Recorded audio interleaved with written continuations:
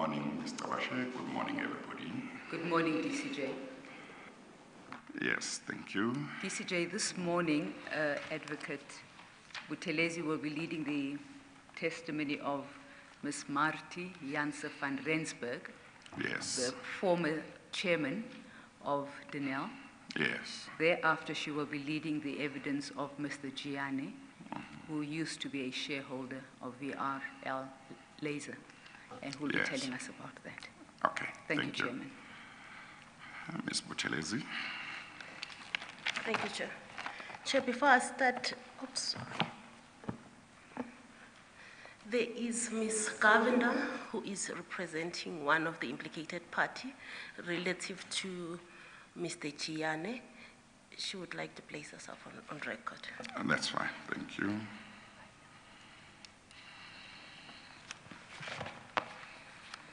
Good morning, Mr. Chair. Good morning. I appear on behalf of Mr. Iqbal Sharma. I'm instructed by Shahid Doli attorneys. Thank you very much. My name is Denel. I'm an advocate from the Johannesburg Bar. Thank you, Ms. Governor.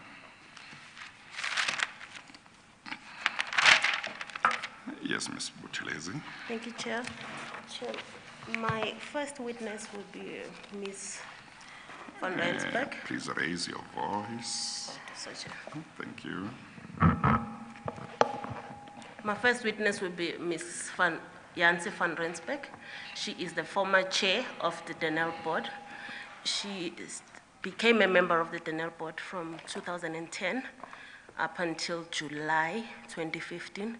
Her evidence will cover her tenure as the chairperson of the Denel board, as well as at a time when she was just a member of the board.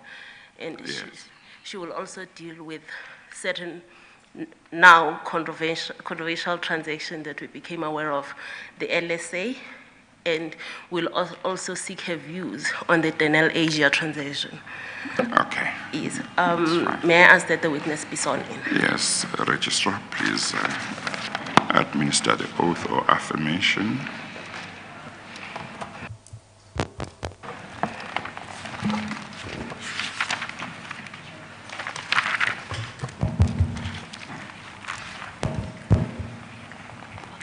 Please state your full name for the record. Martie van Rensburg. Do you have any objections to taking the prescribed oath? No. Do you consider the oath to be binding on your conscience? Yes. Do you swear that the evidence you give will be the truth, the whole truth, and nothing but the truth? If so, please raise your right hand and say, "So help me God." So help me God. Thank you.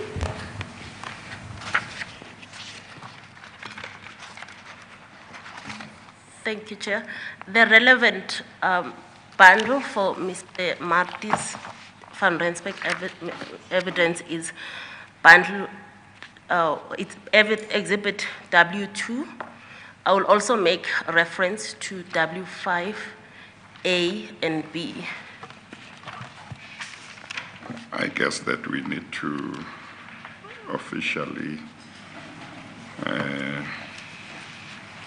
mark it as exhibit 2. Yes, it's W2. So the should be marked on the spine of the it is marked, but we need to record that it is so marked. The liver arch file containing Ms. Martie van Rensburg's statement will be marked exhibit 2. Thank you, Chair. Thank you. Ms. van Rensburg, Janse van Rensburg, in front of you, you have 3 files. One marked W2 on its spine, and the 2 other files, which are our reference file, marked W5A and W5B. Thank you. Would you please place your employment and your qualifications to the record? Thank you, Chair. Yes. My current employment is I serve as a non-executive director on various boards. I have included it in my CV, so if we go through my CV, we can note that. And I also do some independent work. Would you like me to proceed through the CV? Just briefly, not the whole CV, just briefly. Thank you, Chair. It is included in Annexure or Exhibit 1, which is starting on page 20 of the bundle. I started my qualifications is I'm a chartered accountant. I qualified in 1987 as a chartered accountant. My underlying degrees is a BCom from the University of Free State in 1997, and I've got a BCom honours from UNISA in 1981. My executive work covered, after I've completed my articles in 1980, I worked in commerce for 3 years, and then thereafter I moved to Deloitte in 1985, where I worked in the audit division from 1985 to 1987. I then worked at the UNISA. I lectured as a lecturer on a postgraduate level in the BCom's honours in advanced taxation and applied accounting, auditing in 1988 to 1981. I then 1988 to? 1982 to, 1984. Okay, yes. No, 1991. Sorry, I need to go back. My work process at UNISA was 1988 to 1991. Then I returned to Deloitte, where I worked in the consultancy division from 1992 to 1994. Then I joined the TCTA, which is a state-owned entity, from 1994 to 1998. My role was the Chief Financial Officer, and from 1998 to 2008, I was the Chief Executive of the TCTA. Then thereafter, I joined various boards. I will give you a highlight on that. The state-owned boards or the public sector boards that I served on was the Airports Company from 2010 to 2012, Johannesburg Water, which is a municipal-owned entity from the city of Johannesburg. I was part of the advisory board. So my term there stretched from 2001 to 2006, and then a second term from 2009 to 2012 as chairman. And I was on Denel as recorded here from 2010 to 2015. And the Development Bank of Southern Africa, I was appointed in January 2016 to my first term ended in December 2018. And I've been recently reappointed with the term starting for my second term starting 1 April this year.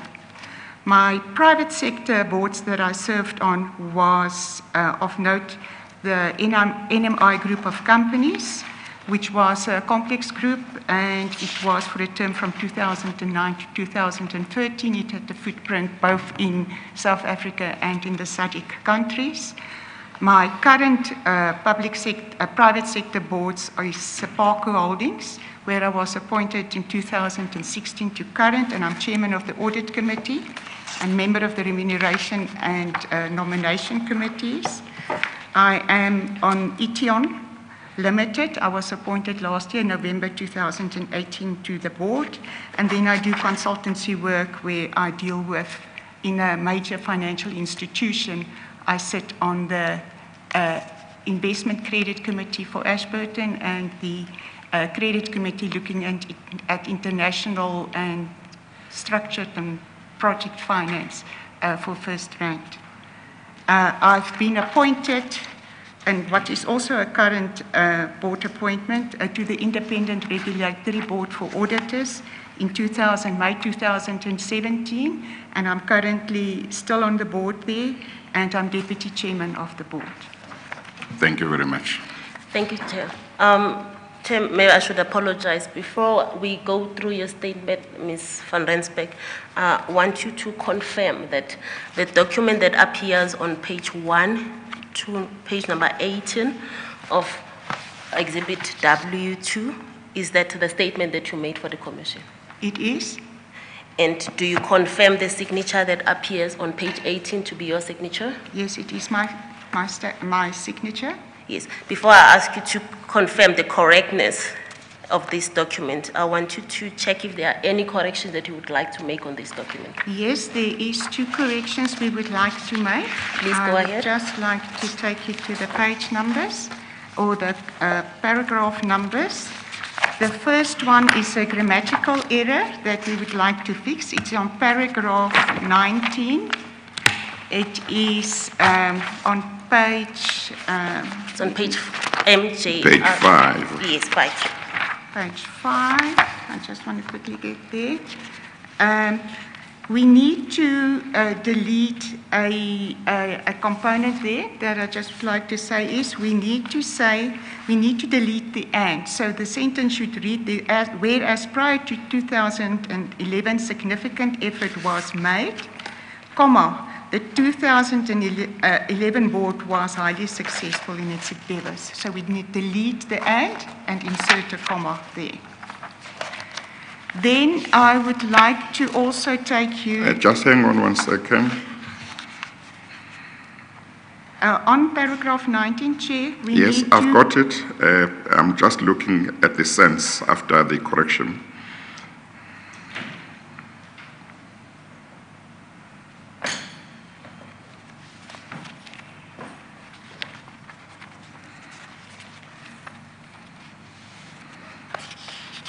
You don't want to say what the significant effort was about.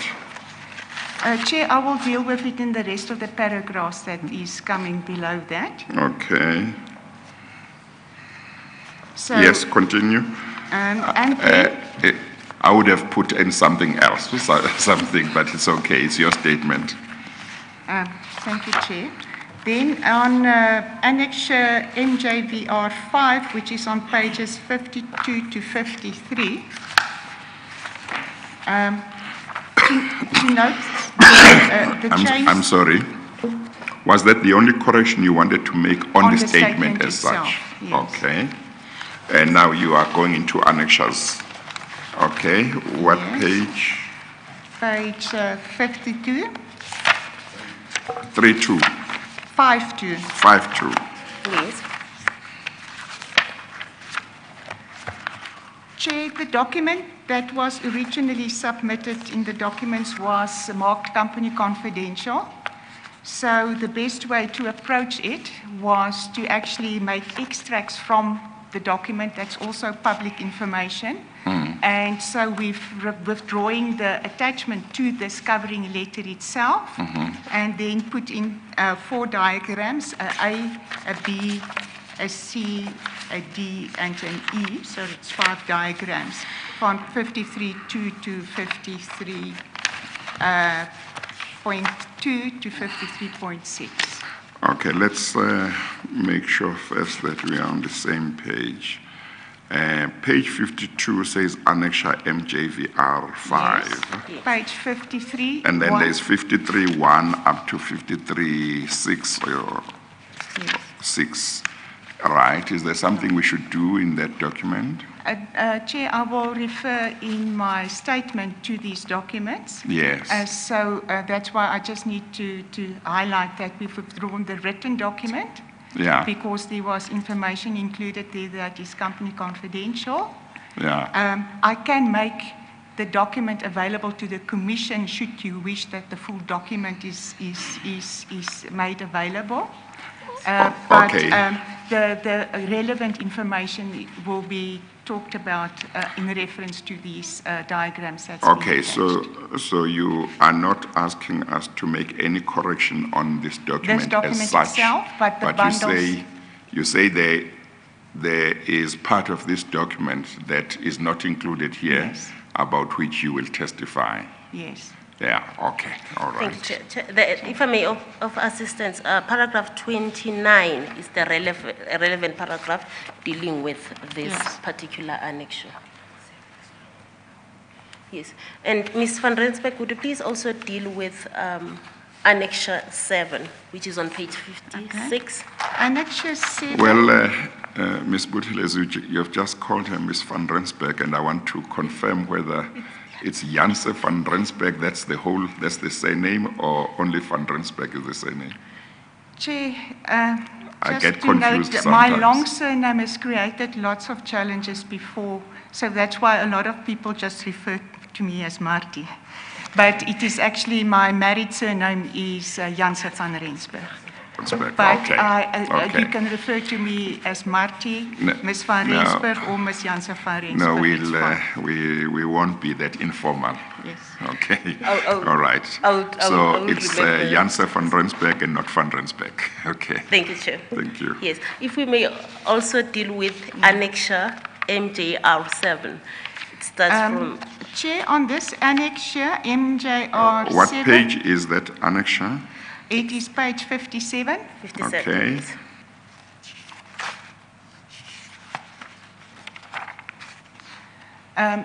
There was also company confidential information included into that document. We have redacted it.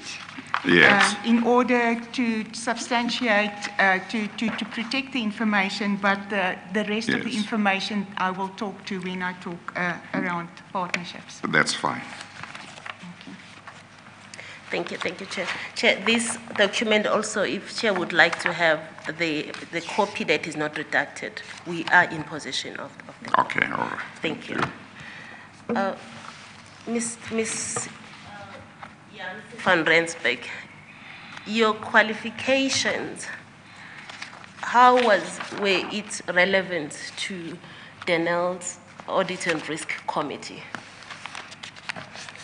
Thank you.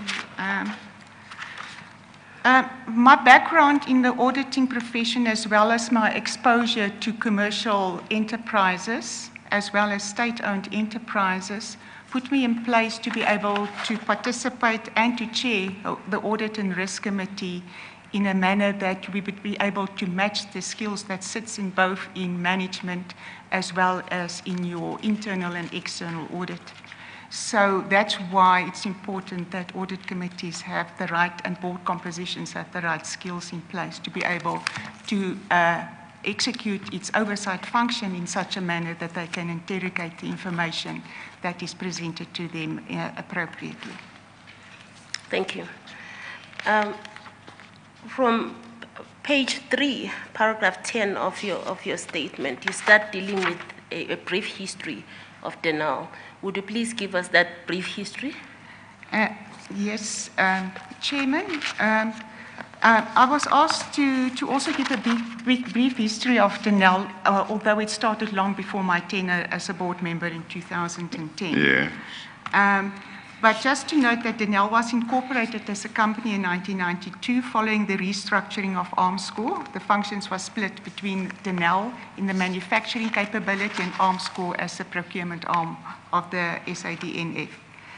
The objective of the newly incorporated Denel was to conduct all of the production and manufacturing activities previously conducted by Armscor. Between 1992 and 2000, with the advent of the 1998 White Paper on Defence, the equipping of the South African National Defence Force was restructured as a result. Well, I'm sorry, Ms. Janse van Rensburg. Yes. Ms. Buthelezi, maybe it's just enough if she confirms that what she has written there under the brief history is correct as far as she knows, and she could go to 2011. Thank you. To page 4, paragraph 16, because it's non-controversial material that she's talking about. That history is non-controversial. Thank you. Is that all right? My Lord, I would like to highlight what she Yes. said on paragraph 11. Okay. On paragraph 11, you talk of cumbersome and unprofitable obligations that Denel inherited and which had a negative effect on it. Would you please just expand on that issue only, then we'll move to paragraph 16. Chair, I will shorten the component of the report on that. Yes. With the restructuring, the business operation was not necessarily profitable. And I'm aware some previous testimony here at the Zondo Commission also dealt with the loss-making of Denel over a number of years. Yes. One of the obligations that Denel also had was coming from the arms procurement transaction where these offset agreements.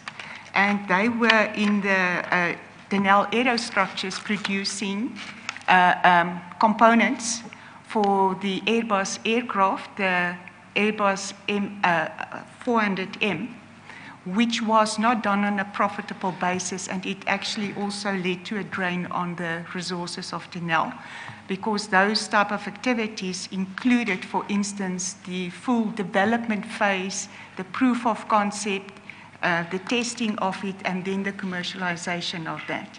So if we look at some of the weak performance areas, it was an ongoing process that drained the finances of Denel, if I can refer to that. And then I think what I would like to highlight also in the period of 2000, the restructuring of Denel that took place, specifically around 2005 to 2009, because that is where a lot of the strategic equity partnerships was also put in place, where portions of the business was opened up for equity partnerships by global equipment manufacturers. And the principles that was applied on how we actually, that returnaround process was managed was also then based on criteria where you looked at complementing synergies, global market access, global best practice that these equity partners needed to bring, and unique and compatible IP. They were also required to spend a certain amount on capitalization of bettering the facilities, because it's not just processes, but we also had to improve manufacturing equipment and processes around that. So just to note that there was before equity partnerships in place in Denel, and it was done on a certain set of principles around it. Just to note, the Department of Public Enterprises did a review of the Denel equity partnerships in 2014. So should you wish to have more information around it, you can actually access that information from Denel, from the Department of Public Enterprises. Yes.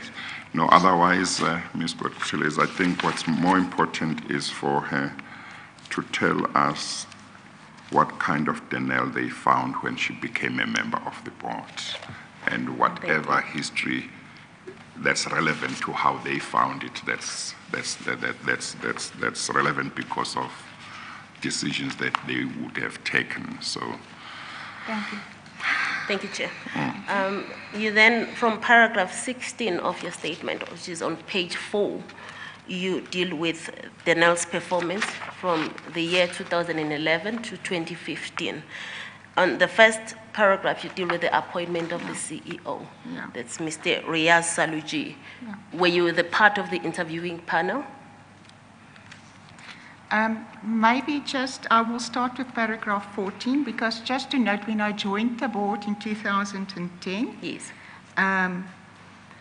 The strategy was aimed at improving revenue, optimizing efficiency and cost, as well as leadership and transformation.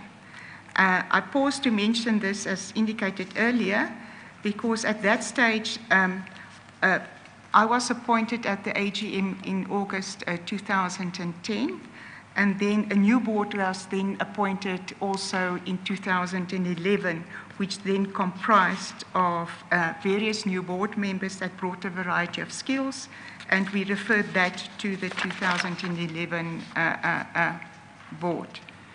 If we look at the performance of Denel, if I go to paragraph 16, Yes.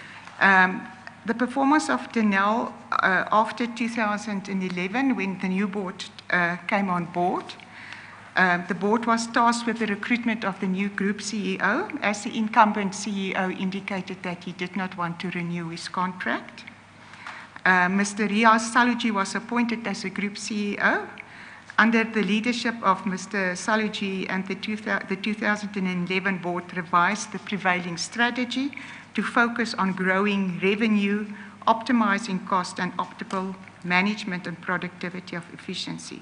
And just to say, the focus on growing revenue was also required because you cannot turn around an organization if you can't increase the order book and convert that order book into revenue. The 2000 board realized... I'm sorry, Ms. Janse van Rensburg. Yes. In Prof 16, where you say, under the leadership of Saluji, the 2011 board revised the prevailing strategy. My impression is that it creates the impression as if Saluji was the chairperson of the board, the leader of the board. I don't think that's what you intend. No, I do not intend to do that. Yes. Sure. So, with him as the group CEO, maybe that's what you meant. He had a role to play, an important role to play, but he was not leading the board. Yes, Chair. Yes. Just to say that strategy development is a very close relationship between the executive management of the organization and the board.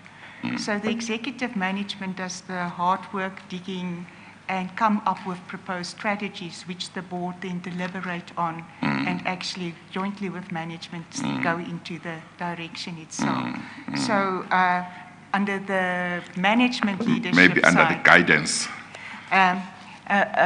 under the management leadership Yeah, component, that he led, executive yeah. leadership side. Yes. But from the board side, we also gave some strong Yeah. guidance in Okay. the evaluation of the strategy and enhancement of the strategy. And the chairman of the board at that stage was Mr. Zoli Kunini. Yes, okay, thank you. Thank you, Chair. Then from paragraph 17, you talk of the realization of the success in the strategy that you adopted. Perhaps you should turn over to page 5. There is a graph that you have. Yes. 5, yes. Yes. The next page. There's a graph that we have included on page 5, which explains what you talk about in paragraph 17. Can you take us through the graph? The graph on page 5 actually indicates that through the period of time, Denel was capable of growing the order book to a level of 35 billion confirmed I'm sorry, orders. Ms. Janse van Rensburg. Chair, there is a better copy of this graph on page 83 of the bundle. Okay, no, that's fine, thank you. you. I think I can see here. Okay, all right. You may proceed, Mr. Janse van Rensburg. Okay. Right.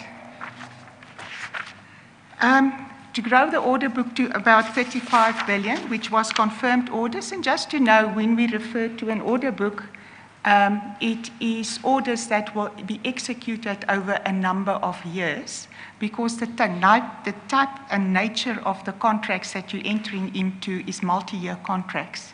So the revenue would flow in the very different years. Some of the contracts is a 5-year contract or even longer.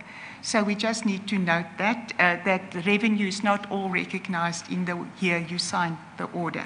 Yes, but sorry, Ms. Janse van Rensburg, but these were confirmed orders. These were confirmed orders. Okay, you may proceed. That would be executed then over the next 5 years.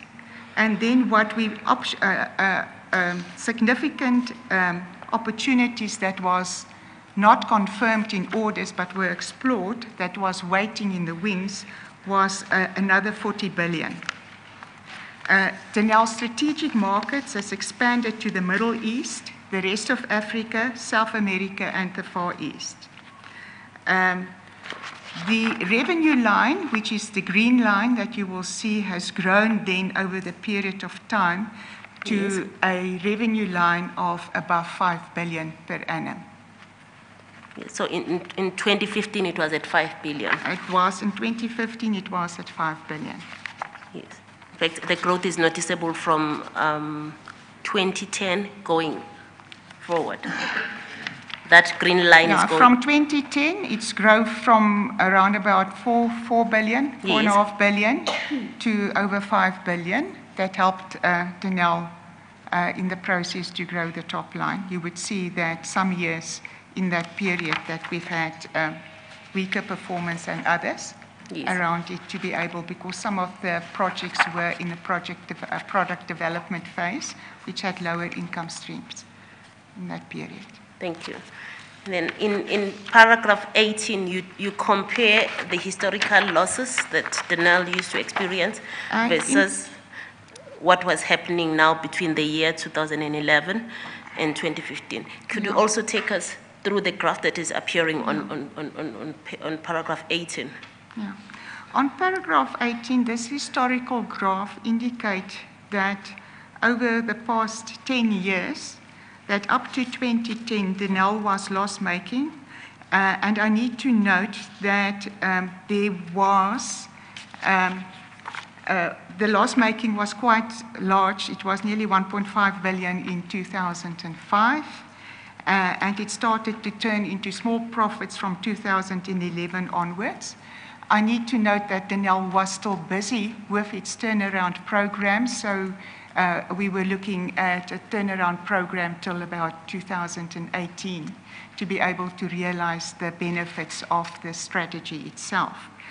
I need to note that government at the stage in 2005 when Denel was making such continued losses has agreed to recapitalize Denel.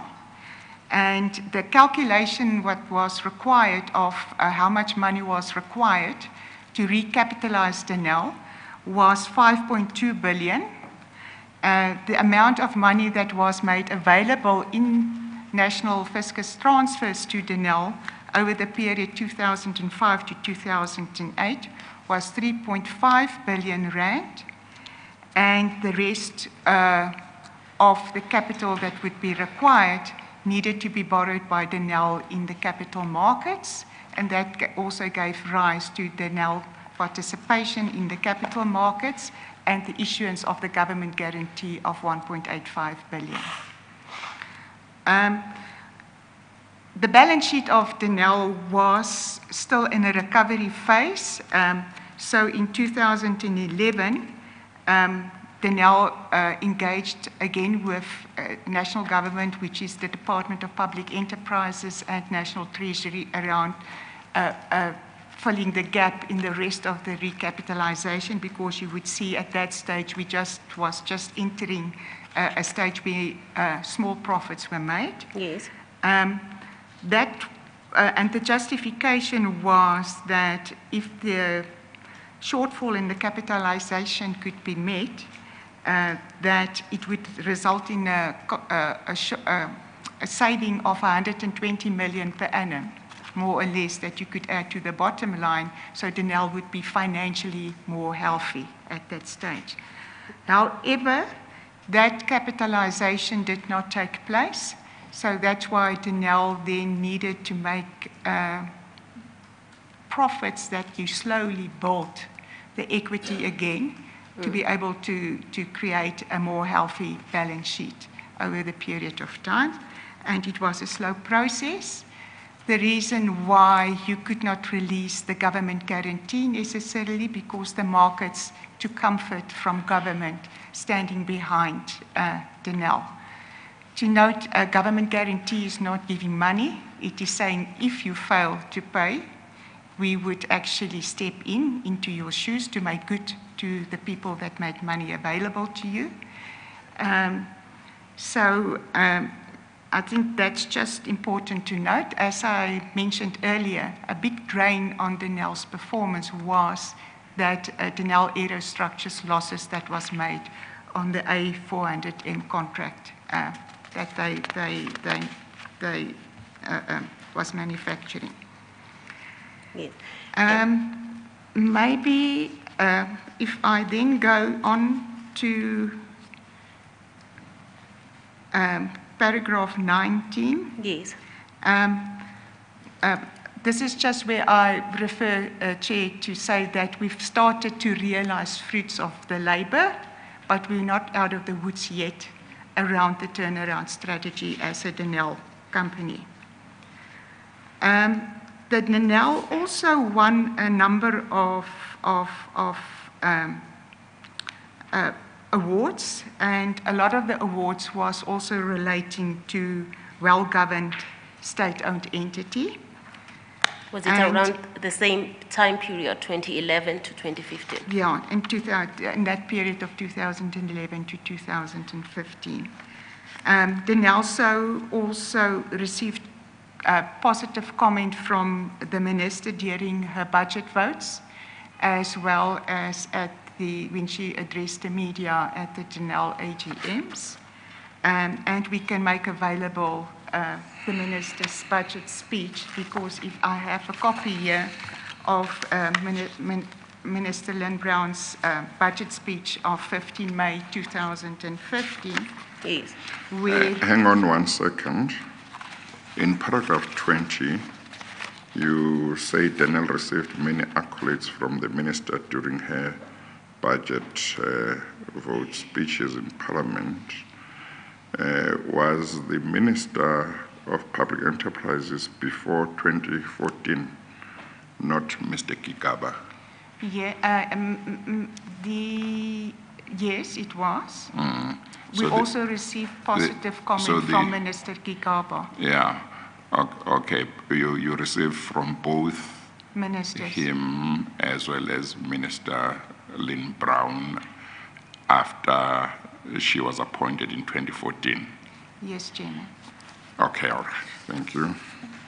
I will read to you a comment in the 2015 budget speech, where she said, Denel continues to show pleasing improvement in financial performance. Over 50% of revenues were derived from its international business. The order book stands at over 33 billion.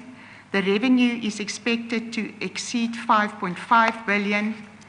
Preliminary numbers suggest that sorry, are you reading from a document that is here, or is it No, I'm reading separate? from a document that we can make available. This Oh, is the is minister. that the budget speech? It's Not budget speech, budget vote speech. And a budget vote speech, yes. Okay, for which year? 2015-16. Okay, The all date right. of it is 15 May 2015. Okay, all right, thank you. I'll make the copy available to the chair. Thank you. And the last item that she also referred to there was preliminary numbers suggest more than 200 million in net profit after tax. Denel Aerostructures is on a course to achieve break-even in the next financial year. Denel cash facilities improved on a scale which allows the company to mitigate against any liquidity risk. In addition, banks have also granted Denel 10 billion in facilities on the strength of the company's balance sheet. Thank you, Denel. That is music to my ears. Maybe we should second your CEO to Eskom as well. That was Minister Lynn Brown. In her budget speech. Thank you. And that was 2015? That was 2015, Chair. Okay. Yes. Then from paragraph 21, you deal with the board evaluation report that was conducted by Deloitte. Yes. Just to note. Yes. Chairman, the full report is for 2015 review is included from page 23 onwards. Yes. I'm going to highlight a few items out of that, but what I can also make available, should the Commission require it, yes, is the 2014 Board Evaluation Report. Because yes, in terms of the protocol on governance for state-owned entities, yes, that was issued in 2002 by the Department of Public Enterprises, the boards need to actually, under clause 517, the board should do annual performance reviews Yes. around it.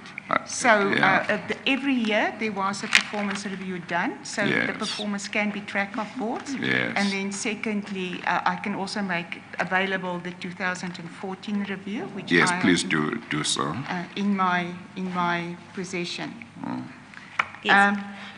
And then you said there are some areas that you would like to highlight on this Yes. report.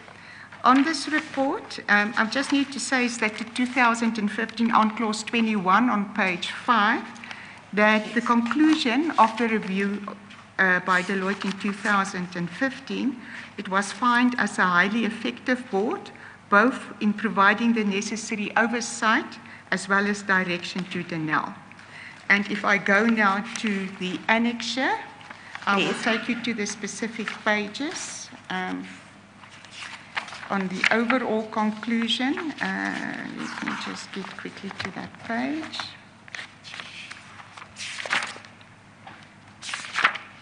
This should be page 33, the executive summary. Executive summary is page 33.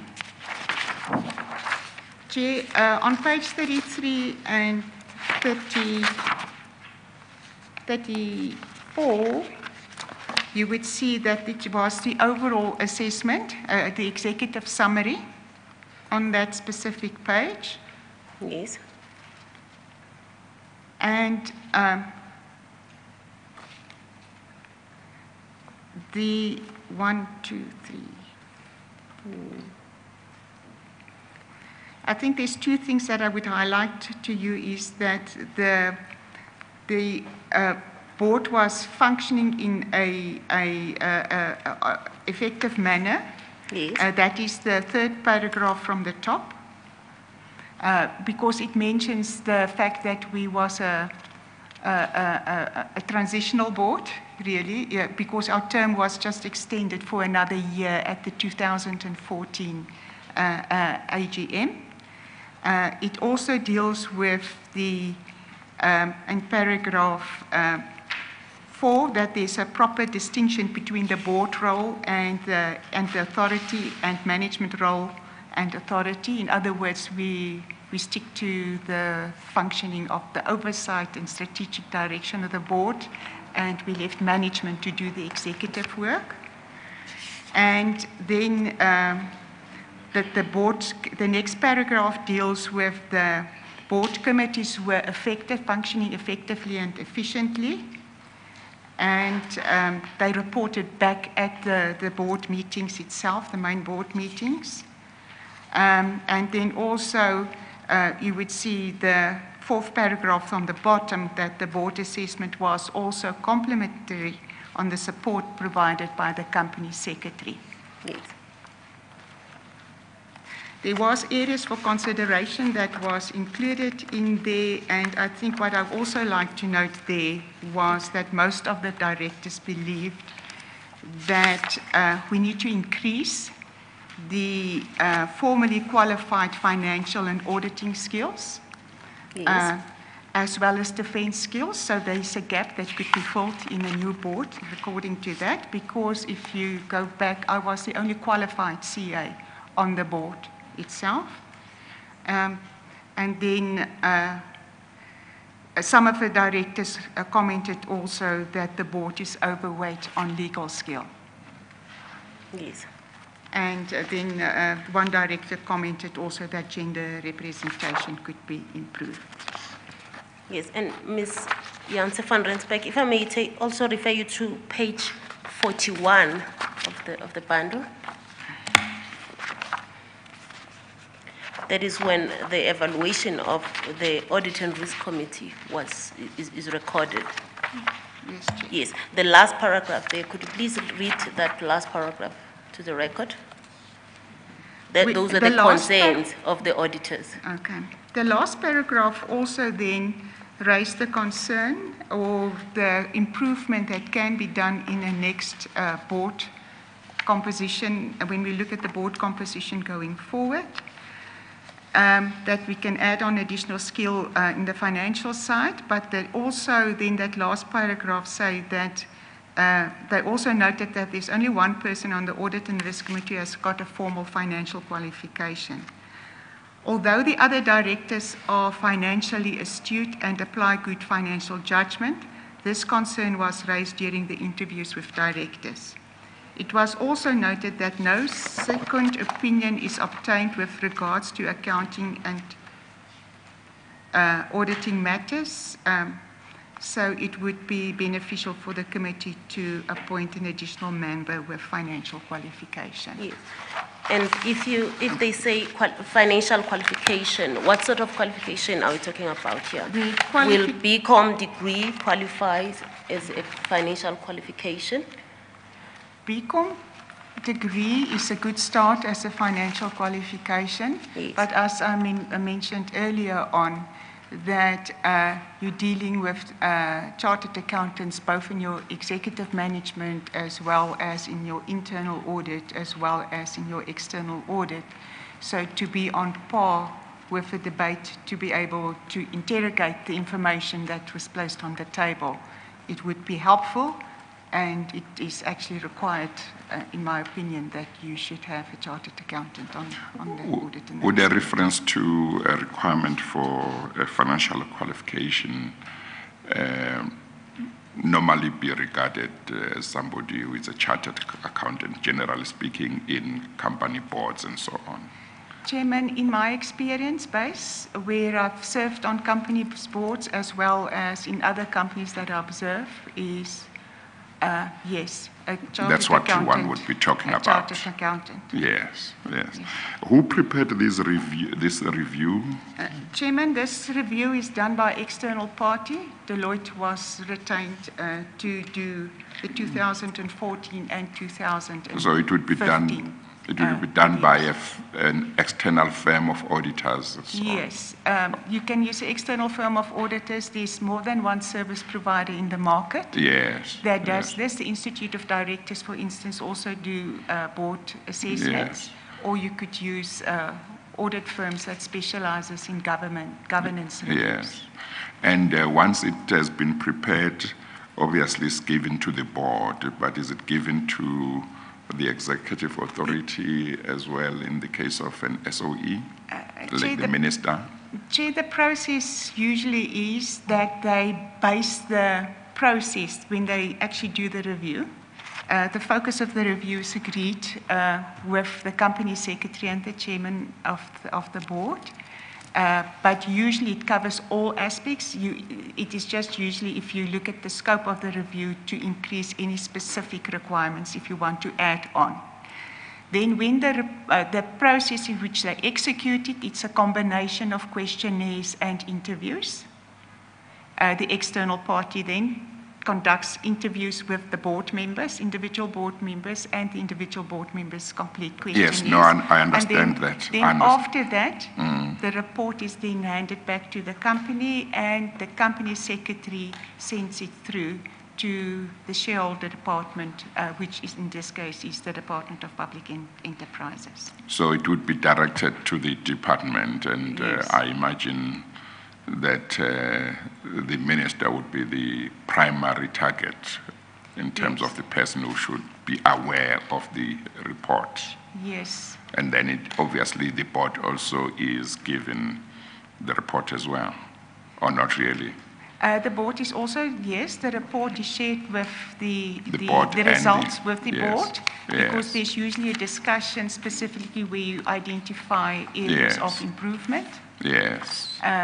And then if you do individual director assessments, because we also do peer reviews, those results are shared with the chairman of the board, and the chairman then shares that results individually with the directors individually. Thank you. Thank you. Ms. Janse van Rensburg, would you please also turn to page 32 of the report?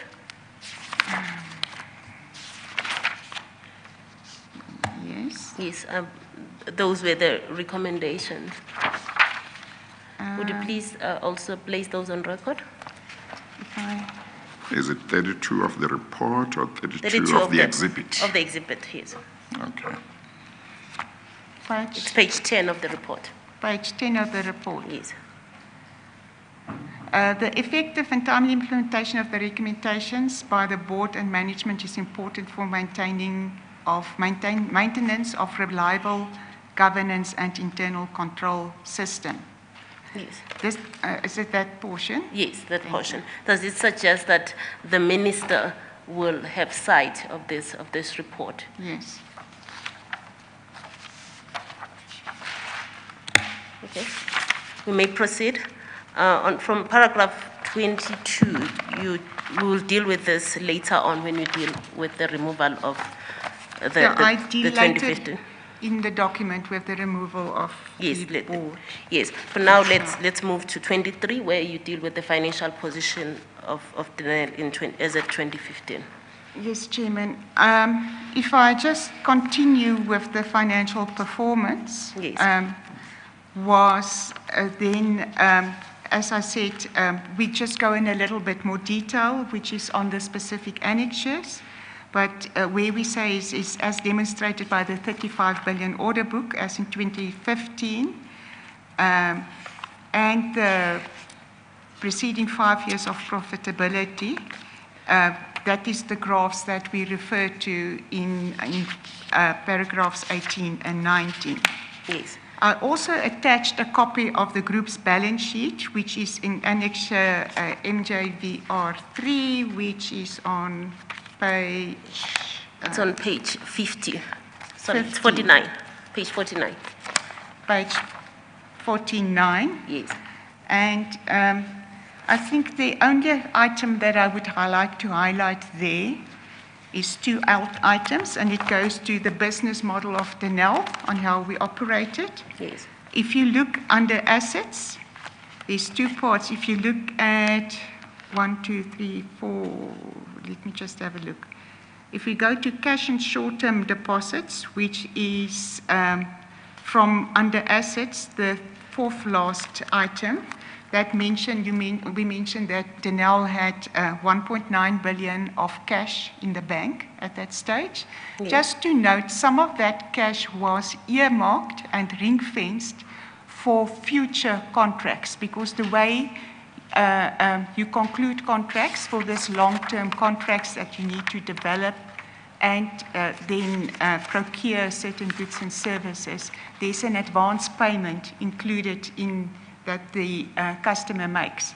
So those cash included, which is ring-fenced in there, then will be applied towards that contract specifically. So we call it ring-fenced cash, because it must only apply to that. So although it looked like we had quite a lot of, or Denel had quite a lot of cash to redeem its debt, it was earmarked for future projects as it was rolled out. I think that's the main item that I would like to indicate, because we also, under equity and liabilities, I can just say the total equity then at Denel standard stood at 1.9 billion at 2015. If you look under equity and liabilities, it's the 1, 2, 3, 4, 5, 6 line. But you would see is we were still working down. The line above that is 4.2 billion rand loss that we were working down from the accumulated losses that was made in prior years. Right. Yes. And on the next annexure, is there anything? Annexure MJVR 4. It's on page 51. I just deal quickly on page 51. The item I would like to highlight there was on this consolidated statements of cash flows. It is taken from the published annual report. Yes.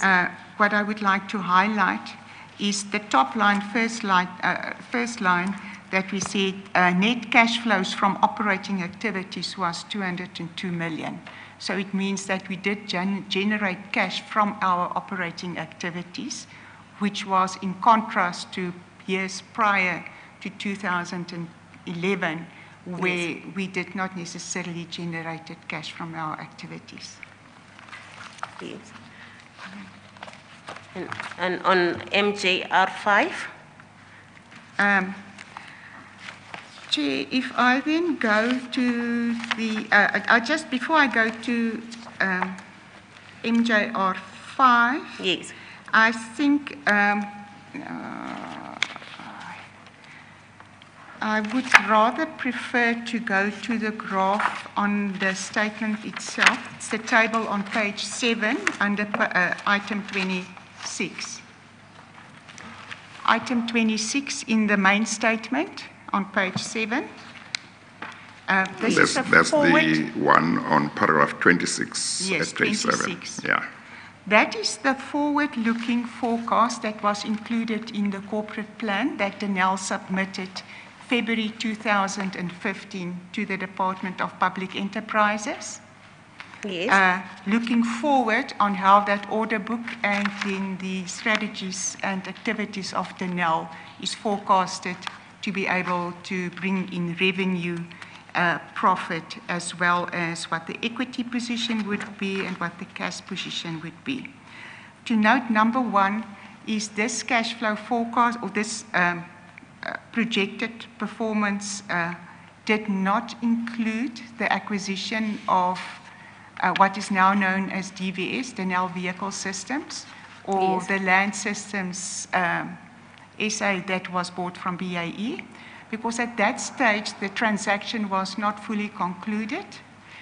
In February 2015, there were still outstanding matters, and one of them was important was the PFMA approval that was only issued in April of 2015. So if those two transactions were included, the figures here would be higher than what we see. So the reason why I note that, so then to say is that if you look, for instance, 2015-16's revenue was 6.3 billion in the Yes. forecast year. If you would have added at that stage the planned revenue for Denel Vehicle Systems of around 1.3 billion, you probably would have then realized for that full financial year around about 7.7 billion of revenue, which is then forecasted, and you would have realized also a different profit number that was closer to, I've got the sum somewhere here. I'll quickly give you the sum. It would have given you a profit of around about 400 million. If you when after the transaction was concluded, assuming 100% ownership of BAE. But we will get to the discussion around Land Systems at a later stage. But just to highlight, that was on the forecasted information that was included in your corporate plan covering the period 2015-16 to 2019-20. Denel was still on a path of improved performance, improved liquidity. So that is the main item that I would like to highlight there. Yes. And on Annexure MJ VR5, which appears from page 53, 53.1 up to 53.6. Okay, are we getting now to the component of the information that was included in our handover report? Yes. So the handover report obviously included some of the information. You would see the strategy information. Is that the information that is covered on paragraph 28 of your statement? 28. Yes. Okay, so there we start with paragraph 28, Yes. the full narrative component around it. So, Chair, I need your guidance. If you want me, it is written up in quite a lot of detail here. I can just broadly touch on it. Yes, you can tell us the important features. Okay. Yeah. Right. If you look at the one item we have left out on the performance, Chair, that I just need to check was Yes. also our performance against our KPIs. Yes. Yes. Would you like me to go Yes. there Just before deal with it, yes. I go into the handover report? Yes, just do that. It's included in MJVR 6, which is on page 55. Yes.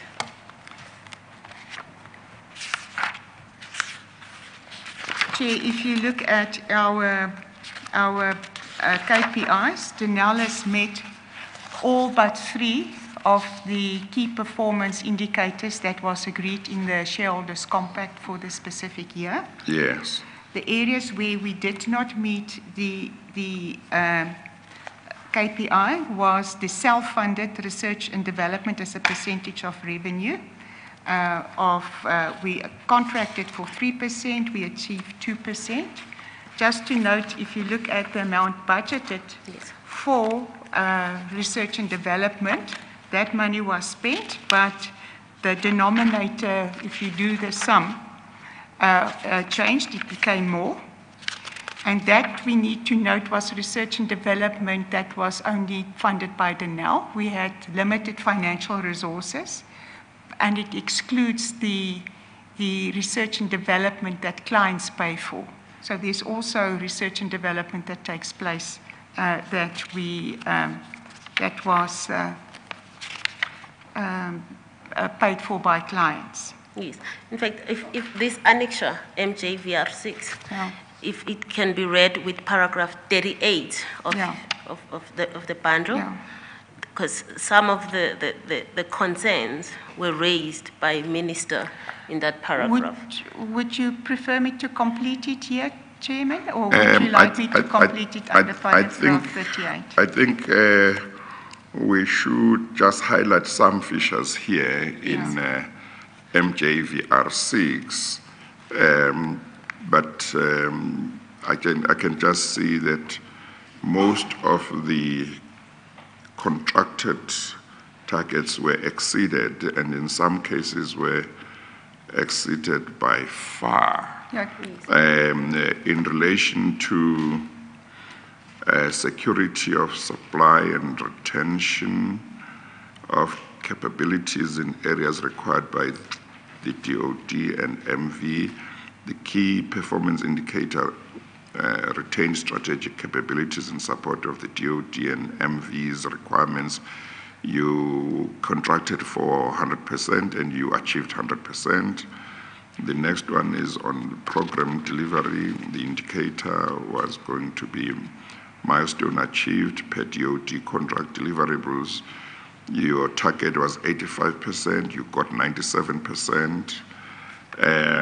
You can, if you want, you can just mention some of the features, but it's clear that the board exceeded, either achieved or exceeded most of the targets. Yes, Chair, I think significant is then the increase in revenue on a year-on-year growth.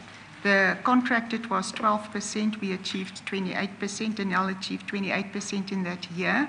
Yes. The EBIT margin was contracted for at 4.5%. Denel achieved a 7% margin. Cash flow from operating activities before working capital changes as a percentage of revenue. The contracted percentage was 60%. Denel achieved 77%. The operating expenses, in other words, the costs, as a percentage of revenue was contracted for 23%. It was achieved at 16%. So it was lower than contracted for, but obviously revenue is also a bigger denominator that you divide with. The total appointments in the designated groups, the contracted was 75%, 87% was achieved. Women as a total percentage of appointments was contract for 20%, Denel achieved 30%. Local procurement was a little bit below the target, 70% target, 67% was achieved, and we can deal with it later. Yes. Procurement from black-owned suppliers as a percentage of local procurement, the target was 20%, Denel achieved 22%. BE recognized as percentage of local spend. So in our procurement processes that we procure from BBBEE entities, the target was contracted for was 70%. We've achieved 96%. The spend is also further diversified to make sure that we procure from black-owned women businesses. Women-owned businesses, the percentage there was, the target was 3%, and we've achieved 9%. Denel achieved 9%, and also on your youth-owned entities, there was a lower achievement. The target was 3% and achieved 1%. Looking at small and emerging enterprise suppliers developed to supply to the core business.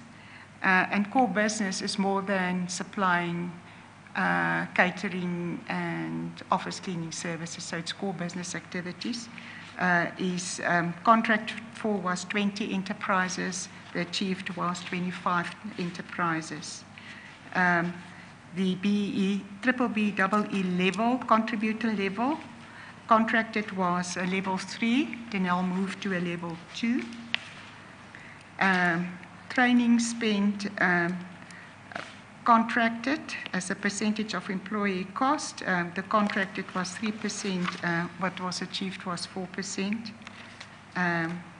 Number of engineering trainees, which is bursaries and internships, contracted for was 90, we achieved 92. Number of artisan trainees, I know the person from DPE was making a statement yesterday, also emphasized as part of our developmental role to train wider and put more skills into the market. Total of artisan trainees, the contracted number was 100, achieved was 167, and 9 technician trainees, and there was none contracted for.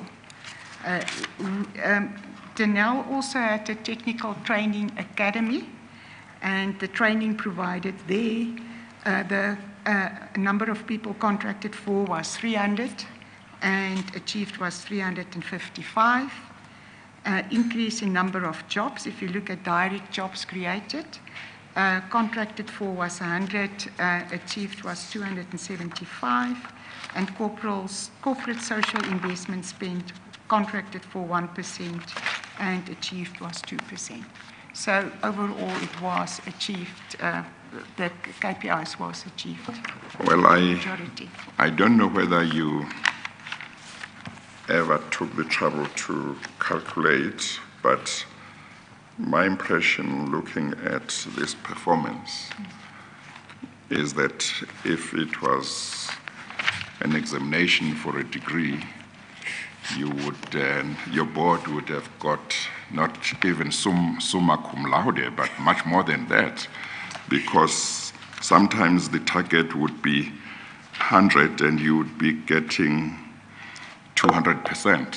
You know, sometimes you would be getting 150%. You would be getting quite much more. It's true that there are areas where you didn't achieve the target, but they are very limited and they would be easily made up, compensated for by the ones where you got much more than the target. And it seems to me that you probably would have got, I don't know if there's anything beyond summa cum laude, but you would have really, got something excellent. That's the impression I have when I look at the overall performance. Thank you, Chair. I think I've worked with a board that was hard taskmasters. Yes. But I think we need to note the journey was not completed yet. Yes. There was still much to do on the turnaround of Denel. Yes, and I take it that the executive management was also playing a very important role in the success. Chair, they're critical because they execute. They need to make it work. Yes. We have an oversight role. Yes. To encourage, to help sometimes with advice. Yes. And strategic redirection. But so all the hard work sits in the executive team to deliver on these strategies. Yes. Thank you. Thank you. And you do confirm then that on paragraph 28 you deal with your strategic position in 2015. Council, from paragraph 28. Council, yes, I confirm, and Chair, I confirm that. Yes. Just to note, the Annexure 5 that we withdrawn and replaced it with graphs dealt in a lot of detail. This information was included in a handover report for the new board, because as an outgoing board, you have a responsibility to place the new board in the best possible position to be able to take up the relay stick and to be able to run and complete the journey. Because if you're already on a journey of strategic redirection and a turnaround, so you need to put that board in a position as an outgoing board to tell them what's on top of mind of the outgoing board for the new board to know and have enough information around how to start. Yes.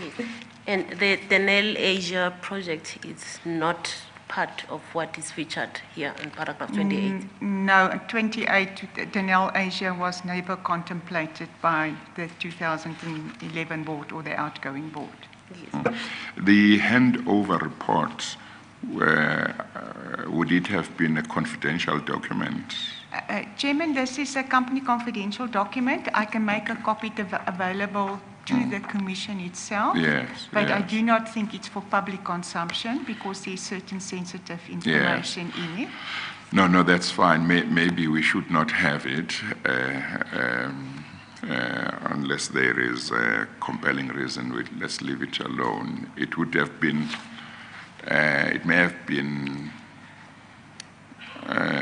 interesting to look at what the new board was told by the outgoing board were the important issues that needed attention, and against the background of of the performance or poor performance that we were told about yesterday by the Deputy Director General, Mr. Tlhakudi. It would have been important to see which of the matters that the outgoing board highlighted to the new board needed attention were really taken forward.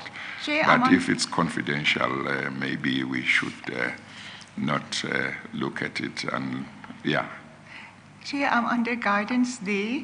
I can make it available to you if it's required. We can do that. I think let's not make it. I also want to try and only know what everybody knows. Otherwise, if I know things that other people don't know, I can make decisions that people won't understand. Then it's because of something I know that they don't know. Yeah. So I think for now, maybe there's no compelling reason. It just would have been nice, but it's okay. There's also maybe with the approval from the Minister from Public Enterprises and Denel, I think you can see it's old information at this stage. Yes. It's already 4 years down the line. Yes. So maybe if you wish to see it may well be that whether that can be cleared. It may well be that it might have been sensitive then, and 4 or 5 years later, it's not sensitive. Maybe the legal team will just apply their mind, but if the Ministry of Public Enterprises considers that it's got sensitive information, we can do without it. We'll do so, Chair. But if they say they are happy to make it available, that's fine. Okay. Yes. Thank you. Ms. Janse van Rensburg, without going to details that may be company confidential, would you please just give us an overview of what was your plan going forward? So on abbreviated paragraph 28 matters, yes, on page 7, page yes, it starts from page 7 of the document, item 28.1 was obviously the conclusion of the acquisition of the land system South Africa that was acquired from BAE Systems. At that stage, and we will deal with it also on the I particularly want to say to you is I'm from paragraph 31 on, so I will give you more detail on the status of that under paragraph 31. But it was we were at the verge of concluding and finalizing the transaction. So then 28.2, the acquisition of command and control capability. Command and control capability was identified as a sovereign capability in the Defence Review of 2012. And Denel has been exploring the possibility of acquiring SAB C2 capability for a number of months. Yes. So that was a transaction that was in the process of being considered. The Denel already appointed independent advisors to perform financial and legal due diligence on the business, as well as to provide independent valuations.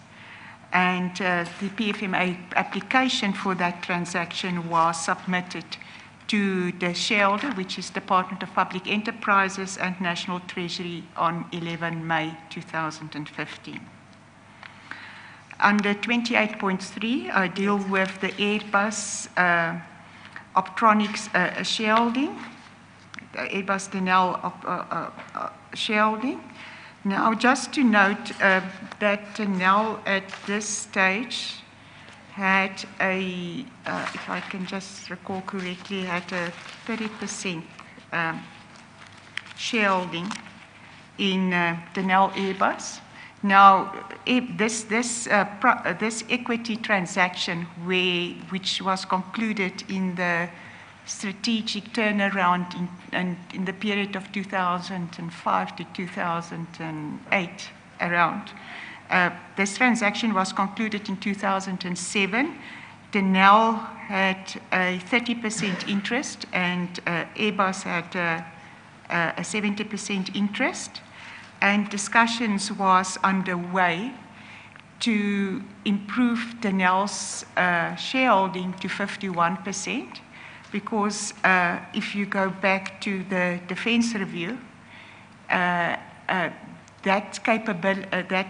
functioning was also considered as a strategic capability, and the 70% shareholder was prepared to sell off certain shares to Denel to improve the Denel shareholding to alter 51% shareholding. That gives you the majority shareholding and gives you control of the company. Item 28.3, this was in the media also around looking at the Rooivalk. You would recall that the Rooivalk combat helicopter has been developed, and Denel was the original equipment manufacturer for that. So there was discussions and there was announcements that there would be an upgrade and eventual development of a Rooivalk 2.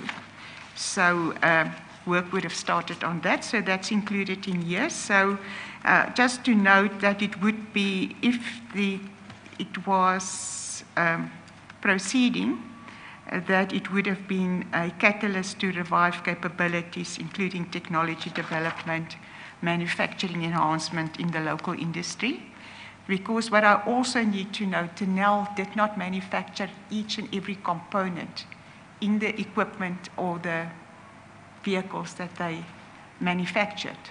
There was a big spread of business where they bought from private sector parties in the defense industry locally, as well as certain components that needed to be imported or raw materials imported in the industry. So the functioning of Denel was as like a high-level systems integrator. On page 9, I deal with the formalization under 28.5 of the relationship with the Department of Defense. And just to say that the defense spend, if you look at the budgetary allocations for the Department of Defense and for the South African National Defense Force, was dwindling over the number of years. And with that also came haphazard manner of timing when orders were placed. So there was a process in place to finalize a memorandum of cooperation between the Department of Defense,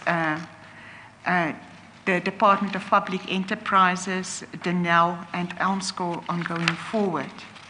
And this, what we call memorandum of cooperation, was signed by the minister and Denel, and it was the outstanding signature at the time of us leaving was the signature of Department of Defense. But it was an item that was a long time in the process of making. My understanding is that since we left, this memorandum of cooperation was signed by the Department of Defense, and I am sure they can make that available to you should you require it. But I think just one of the things was also how to constructively work better with the limited money that's available, because you would know a lot of equipment also needed refurbishment and maintenance of the South African National Defence Force. It also focused on the areas of capability which is sovereign and which is of strategic importance for the South African Defence Force. So, and it's closely aligned to the defence review that was adopted by Cabinet itself. Yes, and then on 28.6, you deal with the 28.6, just to note, as we said, Denel Aerostructures was a manufacturing for Airbus, and so it had advanced manufacturing capability. The type of materials and the technology used in the manufacturing of the components was very well developed, and Denel was even at a stage commended by Airbus of being a well-performing supplier to Airbus in building the A400M. Now, at that stage, South African Airways and SA Express were in a process of procuring additional aircraft. And there was a discussion to see what was the role that Denel can play, because usually with your procurement of large sums of capital equipment and investment side, there's an offset program under the Department of Trade of Industry, which we call the National Industrial Participation Program. And there was discussions to see whether there would be any additional work in the aircraft that's coming from the procurement processes of SA Airways and SA Express, that Denel can manufacture some of those components, seeing that they're already doing some of that advanced manufacturing.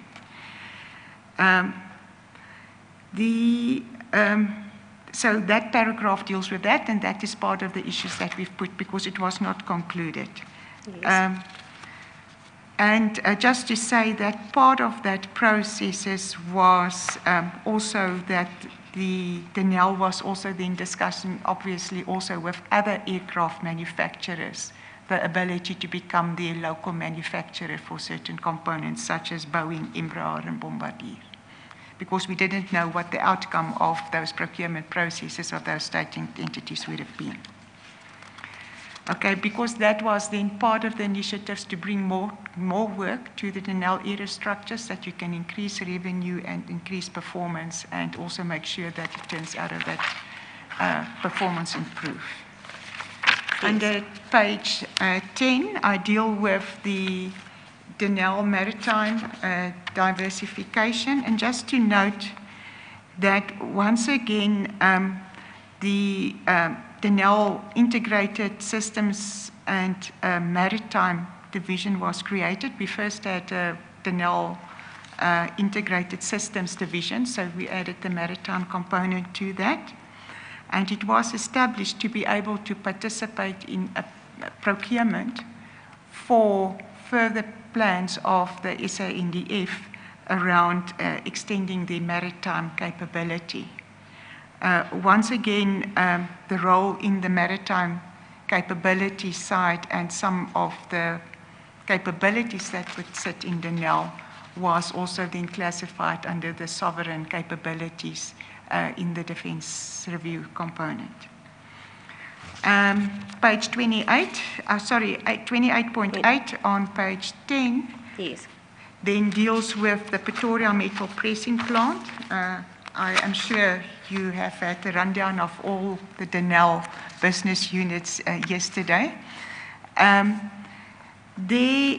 Just to note that the plant was already 40 years old with some equipment dating far back as the 60s. And what was happening is that there needed to be a structured program to enhance the manufacturing and do a renewal program of that plant. And there was a program on the table that the board has approved, but it was a program over 5 to 7 years to make it affordable to Denel, because we didn't have necessarily all the additional resources to be able to do it in a one-time process to upgrade that facility. Okay. Was this based in Atteridgeville, Pretoria? This is based in Atteridgeville, Pretoria. Yes. Right. And then this report was handed over to the minister on the 4th of June 2015. You confirm Yes, that? this report was then handed over to the minister, forwarded to the minister on 4th of June 2015. Yes. Then on paragraph 30, you mentioned 2 milestones. Can you give us more details on that?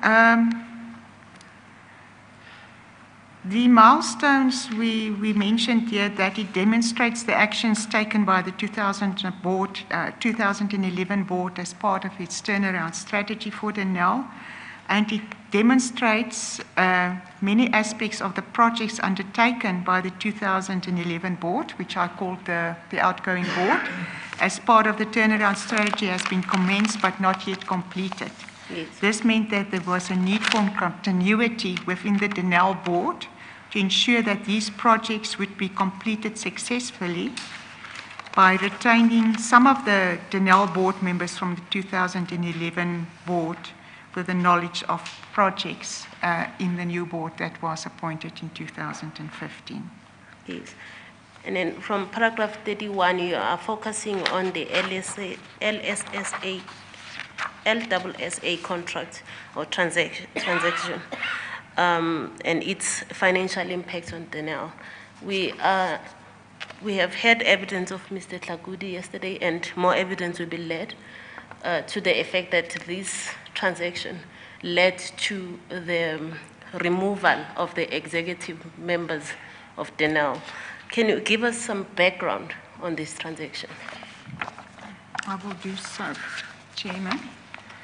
Just maybe to contextualize, I'm going to take you through the highlights that was written in the statement. Yes. The 2011 board concluded the transaction for the acquisition of the BAE Land Systems South Africa company, South African subsidiary. It became known as the Denel Vehicle Systems after it was purchased. Just to highlight a few items, the board considered the transaction at its meeting in 2014, 22 May of 2014. But to highlight the context in which the transaction was considered, and it was that Denel had already certain capabilities in the production of firepower, like missiles and protection equipment. The opportunity to acquire land systems from BAE Systems in 2014 was an ideal fit for Denel to enhance its landward equipment capabilities. Denel was the prime contractor for significant vehicle programs like the G5 and the G6 in prior years, the Rooikat and Caspers. That is all past equipment that was manufactured. and was still manufacturing. LSSA, which I call the Land Systems transaction, has always been responsible for the production of the vehicles on which those equipment was fitted, whereas Denel was responsible for overall concept, design, firepower, and integration. Furthermore, the acquisition would have bettered the position of Denel for future acquisition programs by the SANDF, such as Vistilla and Sapula, estimated at 14 billion rand. So we were acquiring all the capabilities. And it would also enable Denel Land Systems and LMT, in which Denel had a 51% shareholding, to mitigate production risk on some bigger programs as it would bring on board a mature manufacturing capability. The acquisition of the land systems was supported by the Department of Defense, and as such, a letter by the head of the SANDF, General Shoke, on 14 May 2014, addressed to BAE, indicated that they would like to see Denel play also a role, and that it is that there's a local buyer for the business itself. The Defence Review Policy also advocated the return of strategic capabilities under the ownership of the state, so that is why we were looking at that.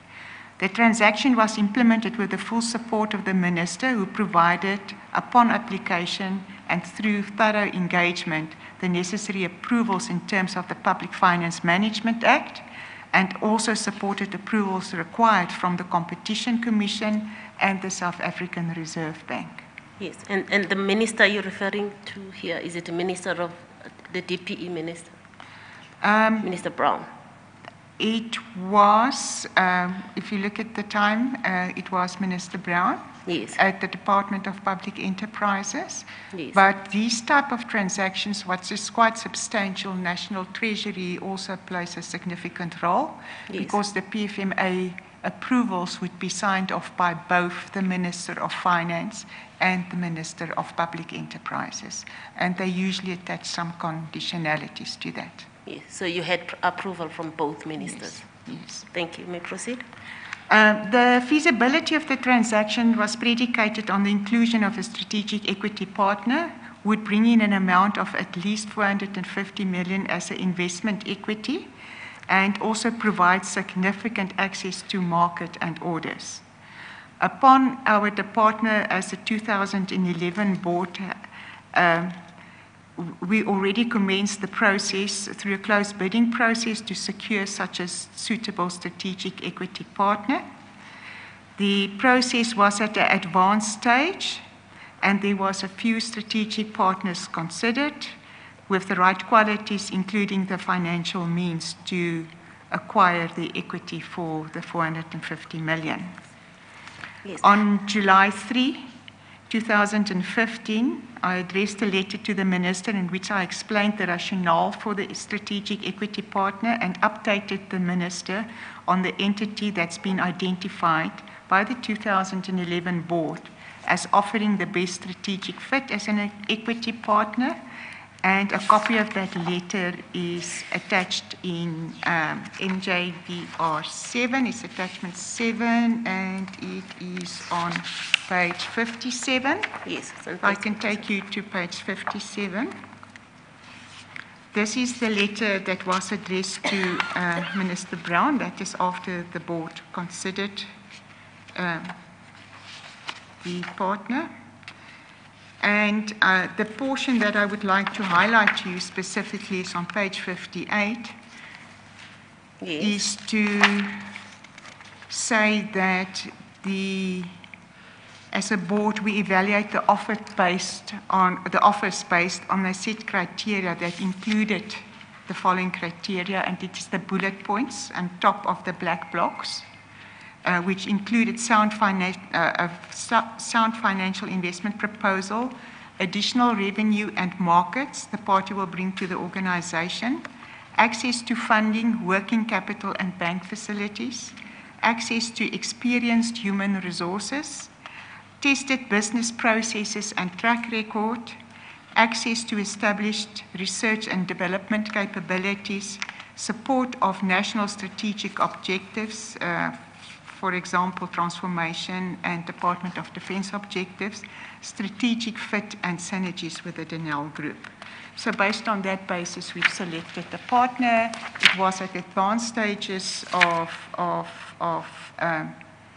finalizing the final negotiations, but that was at the stage when we exited. Yes.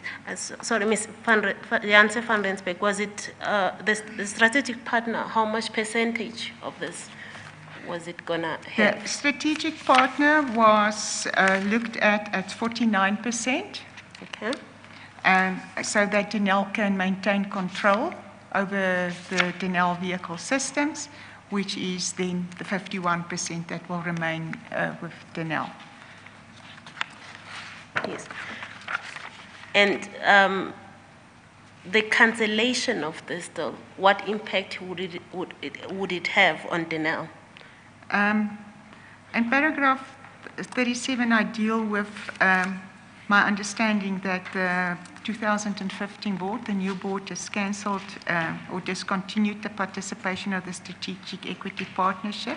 Yes. And the impact of that would have been that it will put considerable financial strain on Denel. Yes.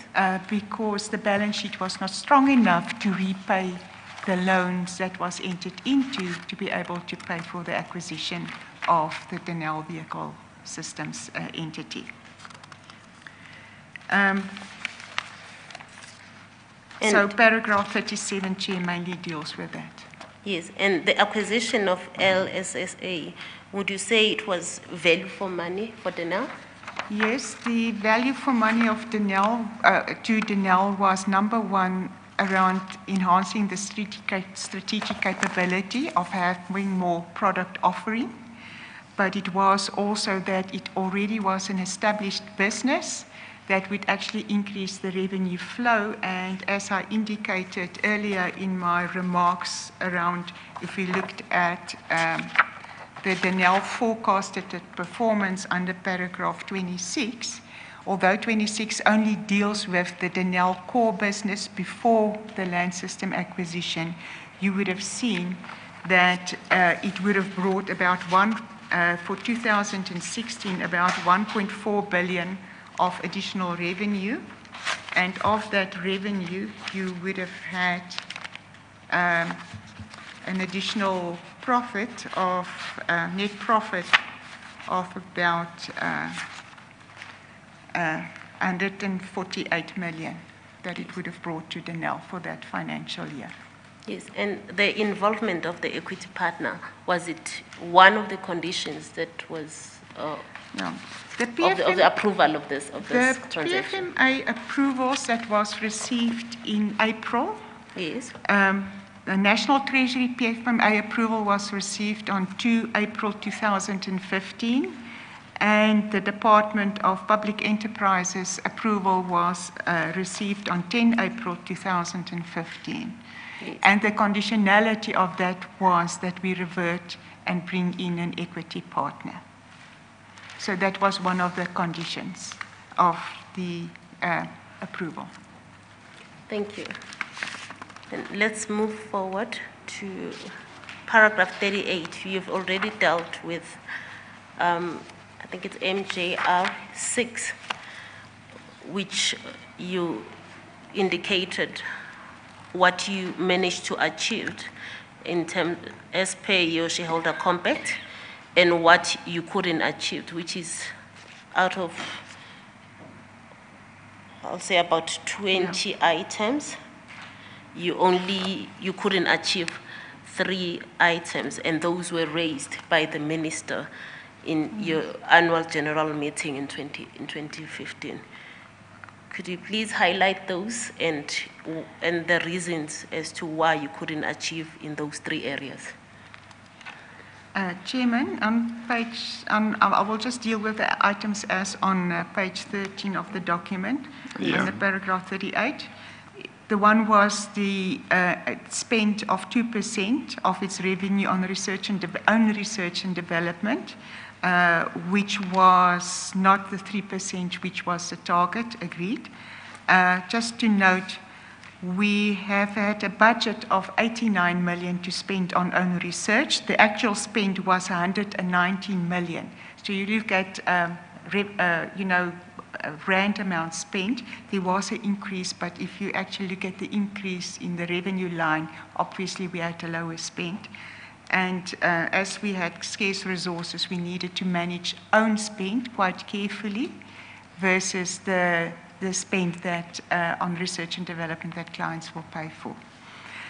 The second item that we didn't achieve the target was the local content procurement, where Denel achieved 67% versus the target of 70%. Just to note that a total amount of 3.1 billion was spent on local procurement, which made up the 67%. It was noted by the board, but it was just factor of circumstances also on what programs and contracts you were actually in the process of rolling out. And then the last item was Denel achieved a 1% procurement spend from Black youth-owned companies against a target of 3%. We've also noted that an effort would have been put in place to be able to include that, but the overall BBBE spend was exceeded. So this is just a subcategories on that to make sure that we create capacity to spend on youth-owned businesses as well as women-owned businesses.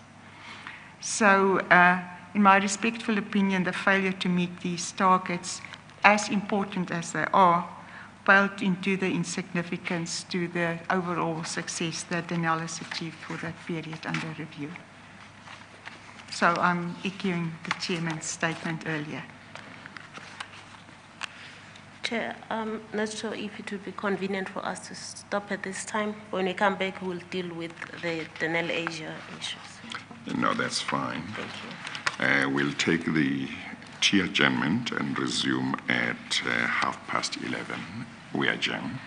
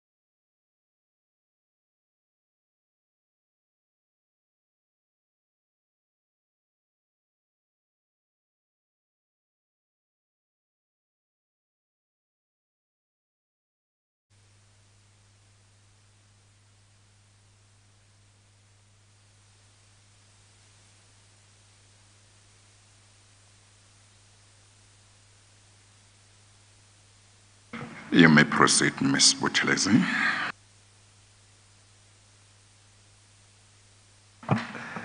Ms. Janse van Rensburg, we are now on the establishment of Denel Asia. You have given us your comments from paragraph 41 of your statement. But firstly, your evidence is that your board did not have this project in its plan. Is that correct? Yes, Chairman, the 2011 board, or the outgoing board, did not consider the establishment of Denel Asia. That's just, I'm confirming that. Yes.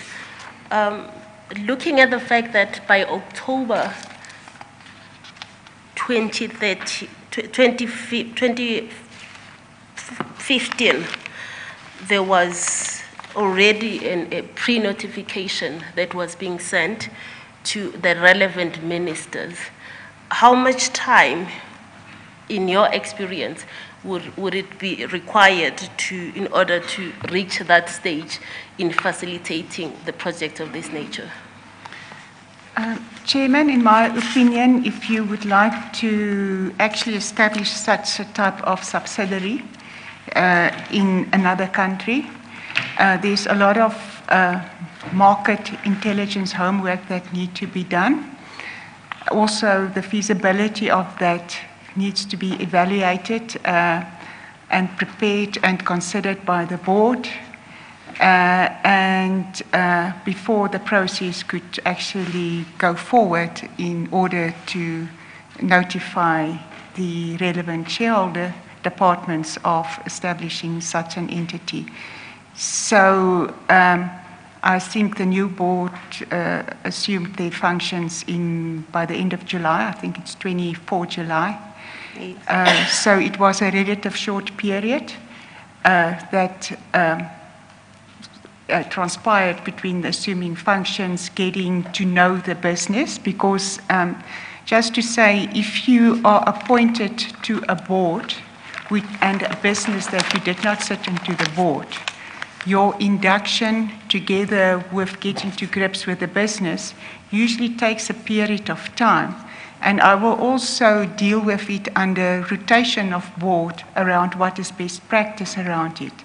So where I am is for the board to meaningfully consider that transaction or the establishment of that.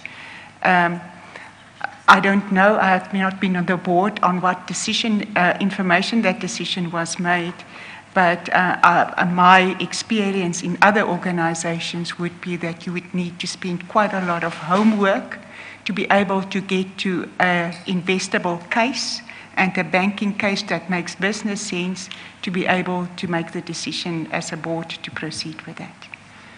Yes. On paragraph 42, you deal with the issue of the withdrawal or the 10-year criminal investigation that Denel had in India being resolved. Yeah. Yes. Would this be viewed as a way, or yes, as a way in which now the opportunities for Denel are opening up in India, considering the fact that Denel was a global company? Thank you. Chairman, yes, on paragraph 42, where we are, there's been a long-standing dispute between Denel and India. And in August 2014, the criminal investigation by the Indian prosecuting authorities was closed out after many years of efforts. So that was a significant milestone because it barred Denel from doing meaningful business with the government of India. And India has been considered as a strategic market. You would note in my review of the performance, we said Middle East, Asia was one of Denel's key markets that they were entering into. So yes, this started to open the door. There was, however, still some civil cases that needed to be bring to conclusion. And I understood that was done around about 2017. Yes. And further down on your statement, you give an example of a contract that you had with a company that was outside South Africa, Towers and Dynamics. In entering to such agreement, how much of the state involvement of the other country is expected to be? Would you enter in a transaction of this sort without involving the state of the other country as Denel? Chair, I'm using Tavazan as an example because that was a company that Denel established offshore. It is in the UAE. And in my statement, I deal with it in a way that it was a joint venture. It was concluded with the state-owned arms company for the UAE, Tavazan.